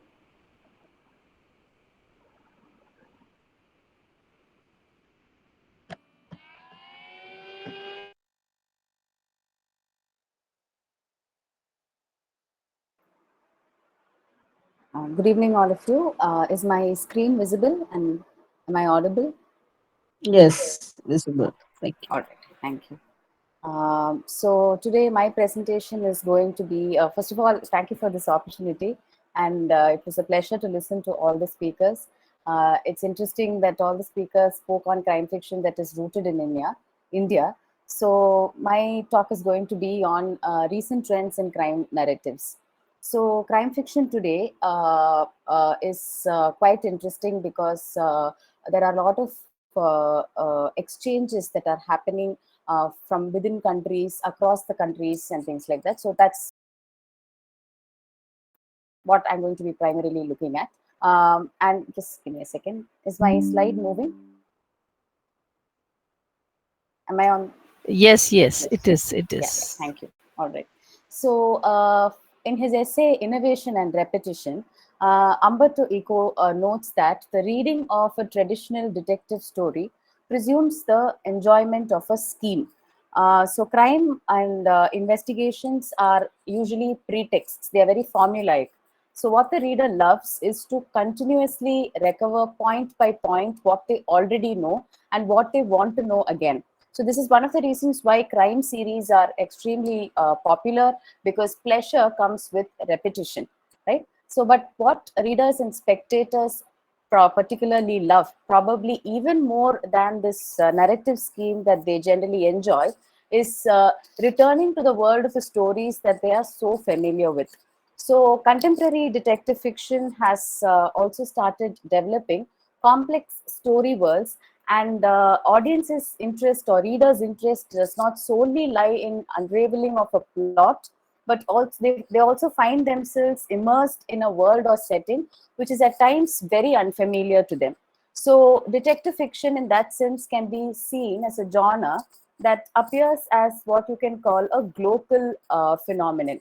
So in the field, especially as seen from the point of view of world studies, so globalization is a concept that accounts for a mode of literary creation and circulation that combines global patterns with local themes. So detective fiction, at least in its most classical whodunit or hard-boiled forms, is global because it exports local situations abroad and imports global situations at home. And this holds good for other subgenres of crime, such as police procedurals, Nordic noir, true crime, etc. So it's both stylized, that is, it's based on a shared and recognizable set of rules, and it is also localized because it is located in a particular place and time and rooted in certain social and cultural contexts of different countries wherever it develops. So detective fiction is a very malleable structure that it can be used by any writer in any country in in any way possible. So much so, in many works of crime, the stories are the same, but the world and the inhabitants are different, right? So crime stories have, in that sense, crossed borders and languages. So someone, even an author like Agatha Christie, who is sometimes criticized for her parochial Englishness, can be read as a transnational novelist. So this sort of internationalism is particularly pronounced in contemporary crime fiction, because sometimes, and most often, some genres, deal with issues such as international drug smuggling, as seen in the Cartel series by Don Winslow, or child trafficking and such issues. Another thing is, crime novels also circulate in a global marketplace. Like, for example, Stieg Larsson's The Millennium Trilogy was written and set in Sweden, but it has been read pretty much everywhere by everyone. Likewise, Yokoyama's 6-4, which, despite its very intense Japanese context and sensibilities, have found a substantial international readership across the world. So while the study of crime fiction remains focused on the written word, mostly, the crime novel, crime narratives have long appeared across multiple media platforms. Today, podcasts are very popular. So there is a strong and living tradition of of crime cinema as well. So way back from the silent era, we have The Great Train Robber by Edwin S. Porter, and something as recent as Glass Onion, is still kind of relevant to audience today. So this also goes to say that, there is an expansion of crime narratives in cinema, and it is also the same in small screen. And now with the advent of OTT, you can see more such shows. There are YouTube platforms, there are podcasts. So there's an explosion of crime shows, as well as you have very serious public and academic engagement around all of this. Right? So the landscape of crime fiction has been constantly evolving, and so have our attitudes towards it. So it has a certain appeal to readers, as it also addresses issues and conflicts of today's societies. So in this light, we will be looking at a few subgenres of crime and how it has evolved to cater to contemporary sensibilities. So the first subgenre that I'm going to be looking at is the cozy mystery, and how it has taken a different turn at this time and age. So we all know that readers of cozy mystery reach out for this particular subgenre when they want to solve a good puzzle, and trying to spot the killer and learning whether you're right or wrong is a big part of the fun. And as the title implies, you read it when you are craving for a cozy read, right? So that and also the genre comes with this implied understanding that there is no graphic violence or use of swear words or anything of that sort. So in 2018, Berkeley Books, an imprint of Penguin Random House, began thinking about how to develop a new murder mystery series that is going to appeal to millennials. So they consciously chose to cater to a younger audience, and in an attempt to bring in younger readers to the genre, publishers worked towards bringing in diverse voices. So they brought in diverse writers from varied backgrounds and into the world of cozies. So they wanted cozies to reflect the world that we live in. And in that sense, Berkeley Books kind of opened the gate to include marginalized main characters and authors and such. So in that line, we have one very interesting kind of cozy mystery, which is called the culinary cozy, which is which has been quite popular for a while. So culinary cozy mysteries have, become a large part of the crime fiction market, especially in the West mostly. It is also as a result, it's probably because of mirroring the popular cooking shows that you have on TV and YouTube and such. And many of these books feature detectives who have food related jobs. They're chefs or caterers or bakers, something like that. So another interesting subgenre that's coming off from the cozy mystery is called as the cozy, that is Quozy, which is a blending of queer and cozy. So this is a term that was coined by the author Rob Osler, who's author of Devil's Chew Toy. And this kind of fiction has detectives from the LGBTQA plus community who lead the investigation. So many of the newer cozies are also trying to reflect some of the harsher realities in the world. So we have Manasala's Arsenic and Adobo that brings up issues concerning police profiling and race. And racial and cultural nuances are woven throughout the novel. The protagonist is also a member of the Filipino diaspora. So, however, it's a balancing act. The light-hearted escapist aspect of the genre is still intact, but they also try and attempt to speak about the harsher realities of the world. So, in films, we have movies like Knives Out and Glass Onion, which have become very commercially successful. And there's this very interesting TV show called Only Murders in the Building, which has a A-list star cast led by Selena Gomez, Martin Short, and all of them. So the show is is also a very light-hearted commentary on the true crime podcast subculture. So in India, in Indian OTT, we have Anu Menon's Niyat and Vishal Bharadwaj's Charlie Chopra and the Mystery of Solang Valley, which is based on Agatha Christie's The Sitterford Mystery, both featuring women sleuths, which is quite, and rooted in a very, very Indian context. Right. So the next genre that we will be looking at is the police procedural. So police procedural, as we all know, is something that looks at the lives of the cops involved in the investigation as much as it solves a mystery. So they examine the novels generally examine complex lives, motives, strengths, weaknesses of the police. But the aim of the novels or the aim of the genre itself is to largely humanize the police. So in many cases, the psychological issues driving and surrounding the investigator takes up more attention than the crime itself, and thereby making it sometimes a study of the lives of cops. So typically, police officers, police detectives are the center of such narratives.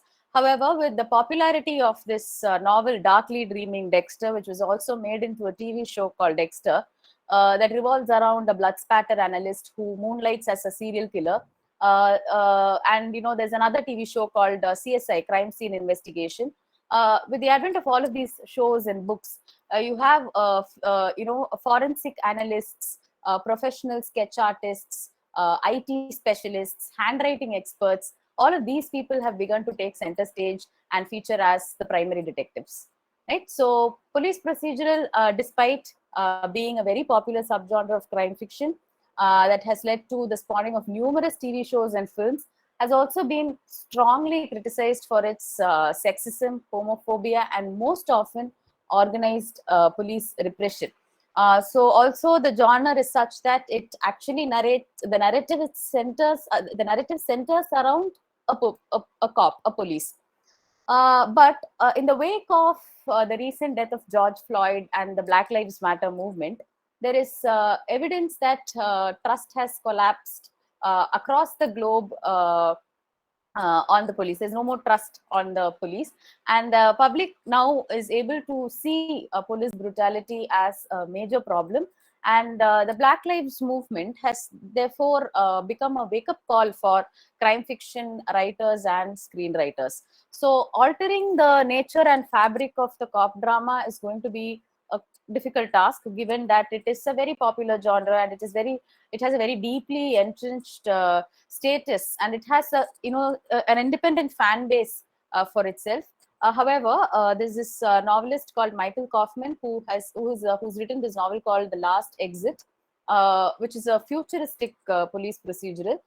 So he says that it is important that we create characters who defy the code of silence and who stand up against individual cops and policing practices that perpetuate institutionalized injustice. So meaning to say that it is high time that cops are also subverting certain practices that is mandated by the state. So police procedurals in that sense need to especially in the West, it is a lot of TV shows have rewritten episodes after the Black Lives Matter movement. In India, we are seeing a lot of success in the streaming platform. We have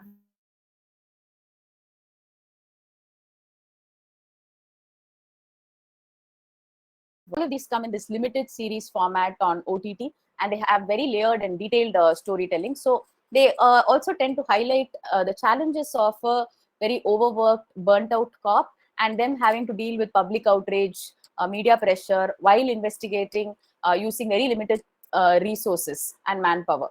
So, but however, in all of this also, police brutality is only normalized and at times even glorified.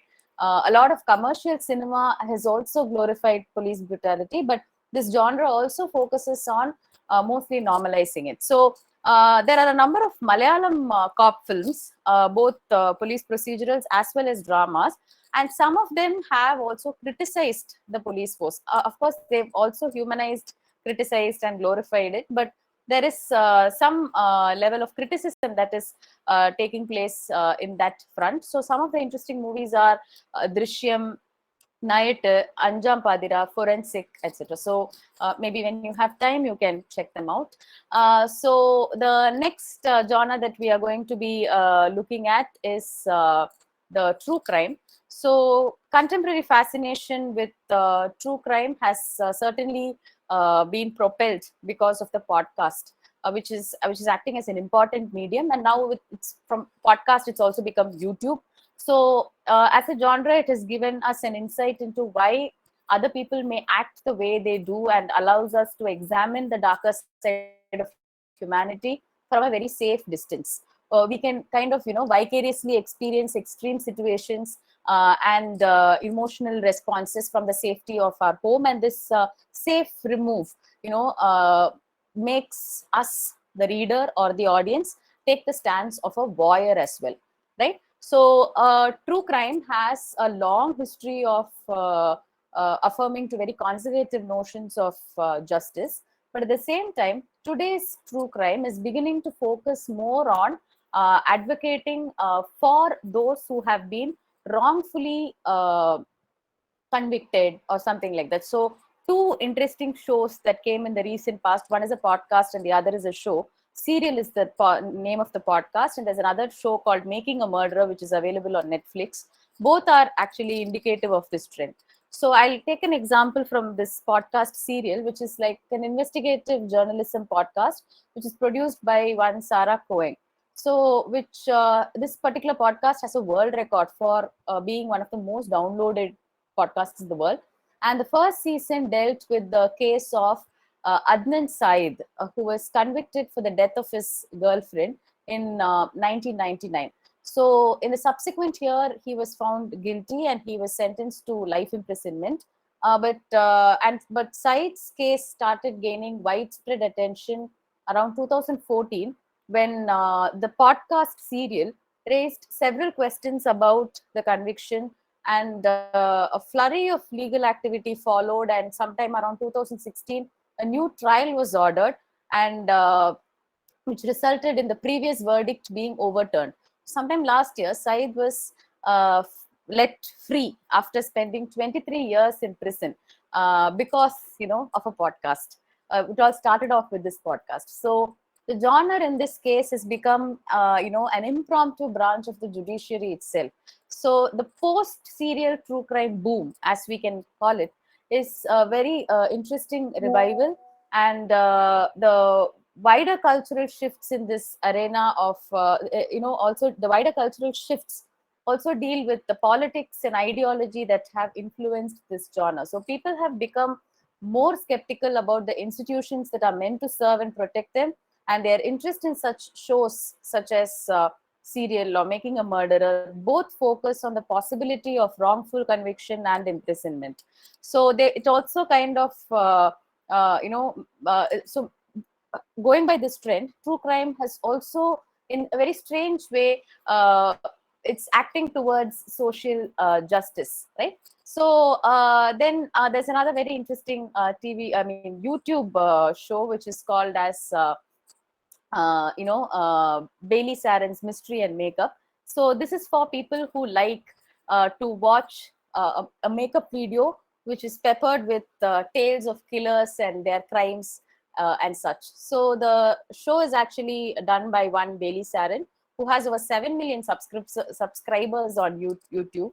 And the premise of her video is quite simple. So she sits in front of this camera, puts on makeup, and chats about a true crime story. So each video takes an enormous amount of research, and she does a lot of research looking at courtroom transcripts to police interviews and all of that.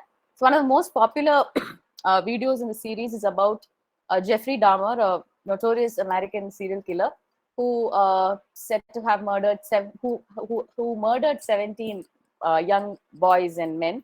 And Sarian talks about the entirety of all the crimes that Dahmer has committed, while applying a green shade on her eye, sparkly green eye look, right? So Sarian, she does that because she does not want to sit awkwardly in front of a camera. It started off like that, but just this weird combination of mixing murder and mystery has made it very, very popular. And it also became very popular during the lockdown between 2020 and 21.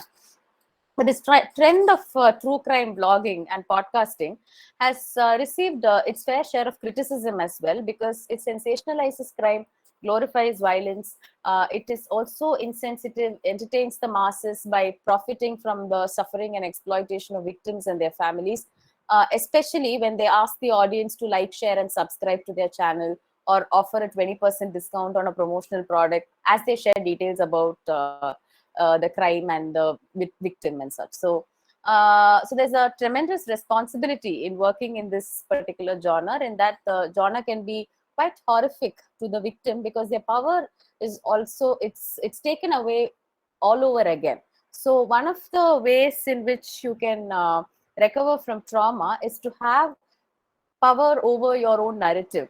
And when what is essentially a fictionalized version comes out, or a version that includes everyone else's opinion but yours comes out, and is sensationalized and monetized largely, it becomes very disempowering for the victim as well, right? So Netflix and there are Netflix documentaries as well as fictionalized series on serial killers like Ted Bundy or Dahmer.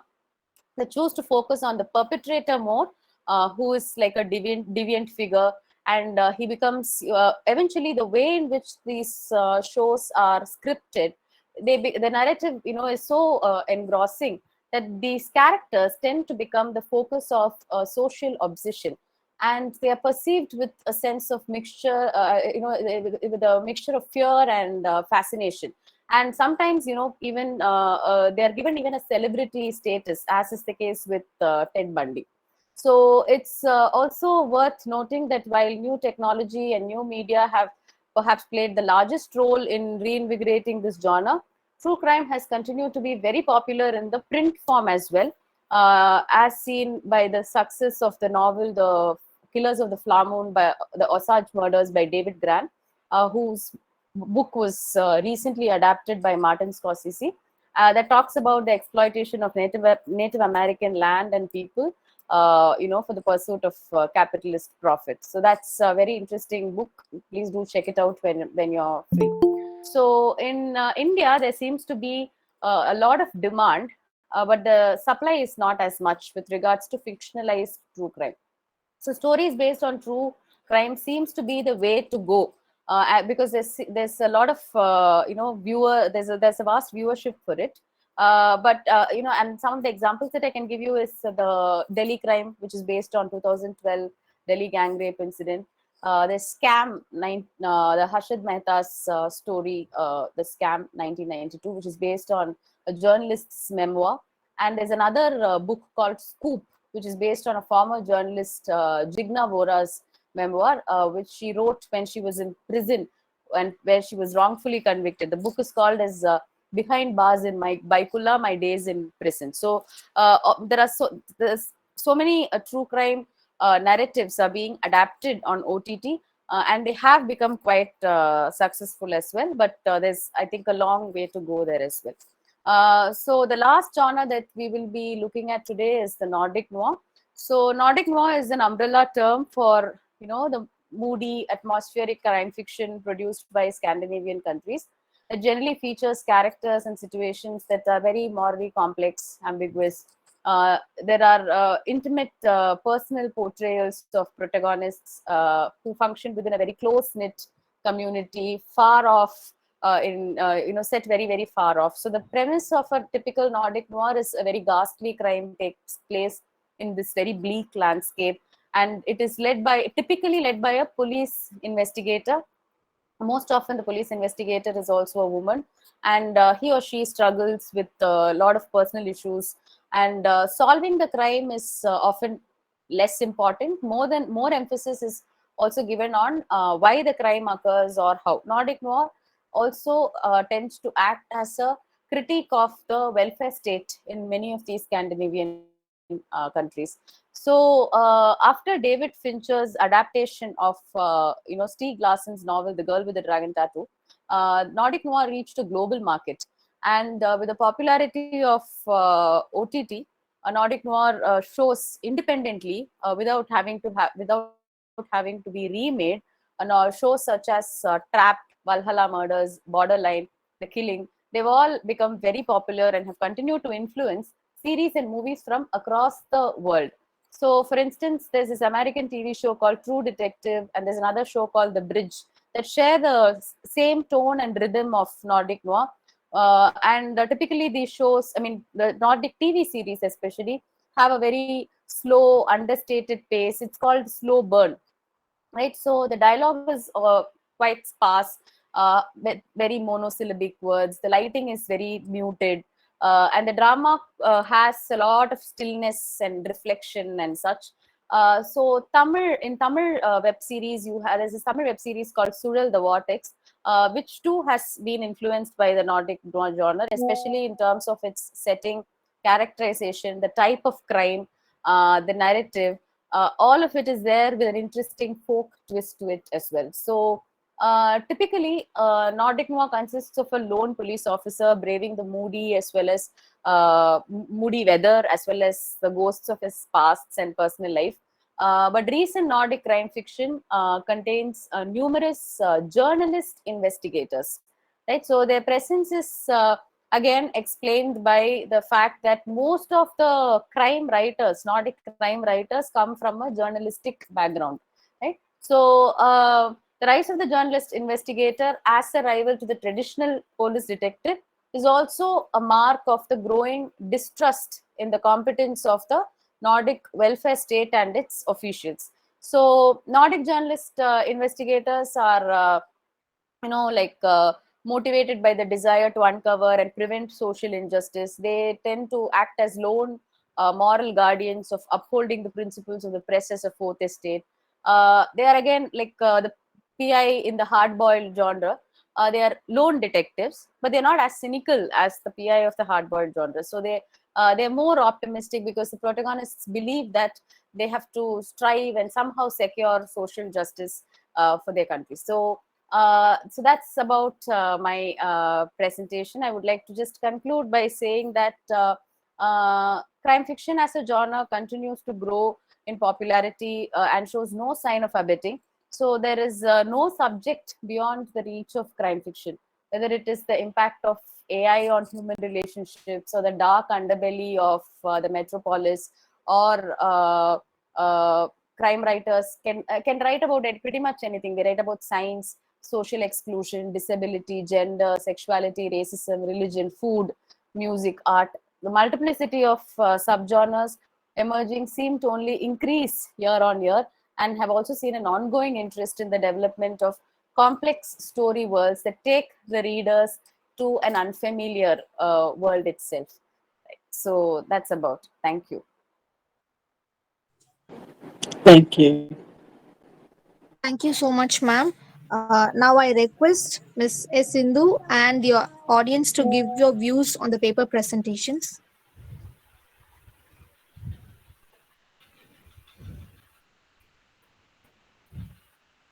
Since we're already at 8, so just welcome a few. Yeah. So Srilata ma'am, yes, your response definitely. And I think with that we can close. I mean, to Sindhu, I think just like the OTT, we had some detective journal, something called the detective world. Do they still exist? Those journals that we used to take, I mean, buy off the stands, and it'll be all about the just like it comes on OTT. Yes, yes. You It mean the is, pulp yeah, that magazines? kind. Yes, Like we had the movies, no, yes, so yes. many, yeah, I think with there's a limited. I'm sure in regional languages, especially, I think in Hindi there are quite a few which is still thriving, I guess. But young readers of today, especially with an Anglophone audience, yeah. generally gravitates towards YouTube and Yeah, Reels and OTT. We such things, everything I is guess. there on OTT. That Yeah. jolly some that case also. Yeah, Arsenic so case is called the it's series. Huh? come today. Curry Yeah, and cyanide. I've just yeah. That has downloaded it also to come watch. to that. Yes. So I mean, another thing about Mr. Gupta, he talked about hunting, the cursing. I think every detective or mystery series, I think, is about hunting down the offender.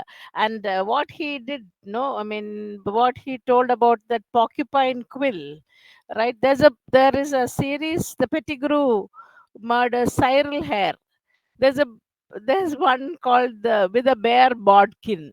I had to go all when I was much younger. I read it. I remember it's just an instrument they used as a ice pick. With that, a mystery is, I mean, a mysterious murder is committed. So, I mean, that's what I was just trying to think of, that porcupine quill, and that I made a connection way back. I don't read crime fiction anymore. I only watch them on OTT now. That was a long ago book, with a bear bodkin. Just to add, I've already talked. I mean, I think I've put down my comments. Both the presenters, first and second, did a very decent job with whatever they were talking about. They went into it with, I mean, as a deep with the second one, Mr. Jha, was a deep analysis of that one particular novel. The first one was very exhaustive and what is the very exhaustive one on crime fiction in India. Thank you. Thank you. Mm. Alekia, maybe you can present the vote of thanks because uh, we're almost into dinner time. Okay, ma'am. Nice. Eight. So, since we have come to the end of the session, I deemed it an honor to propose a vote of thanks. First of all, I thank our keynote speaker, Ms. Sindhu, for sharing a valuable insight on literature and crime studies. And I would also like to thank our paper presenters, Dr. Punyajit Gupta, Dr. Lakshmy Ravindranathan, Mr. Gunjan Kumar Jha for sharing their insights.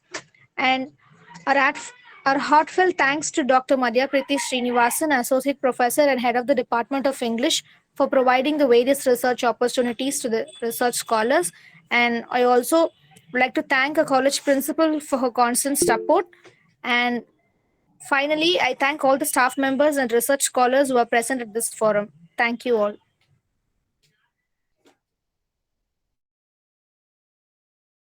Thank you. Sir, you raised your hand, sir. Do you want to say something? Yes, someone. No, okay. Okay, thank you, everyone. Thanks to our patrons, Rufus sir, Srilata madam. And thank you, Shreya. Thank you so much for bringing us these interesting, excellent speakers. Padma madam for bringing us a wonderful keynote speaker. Thank you, Nancy, and thank you, Alekia, for anchoring this session. thank you for the opportunity, ma'am. Thank you. Thank you, Ms. Lakshmi. Thank you. Thank you, ma'am. Thank you, Srilata. And we'll meet in the new year, right? So looking Thank you, forward ma'am. to seeing you in 2024. Happy holidays and Happy New Year. Merry Christmas and Happy New Year, Merry. everyone. Thank you. Wish you the Thank same. you.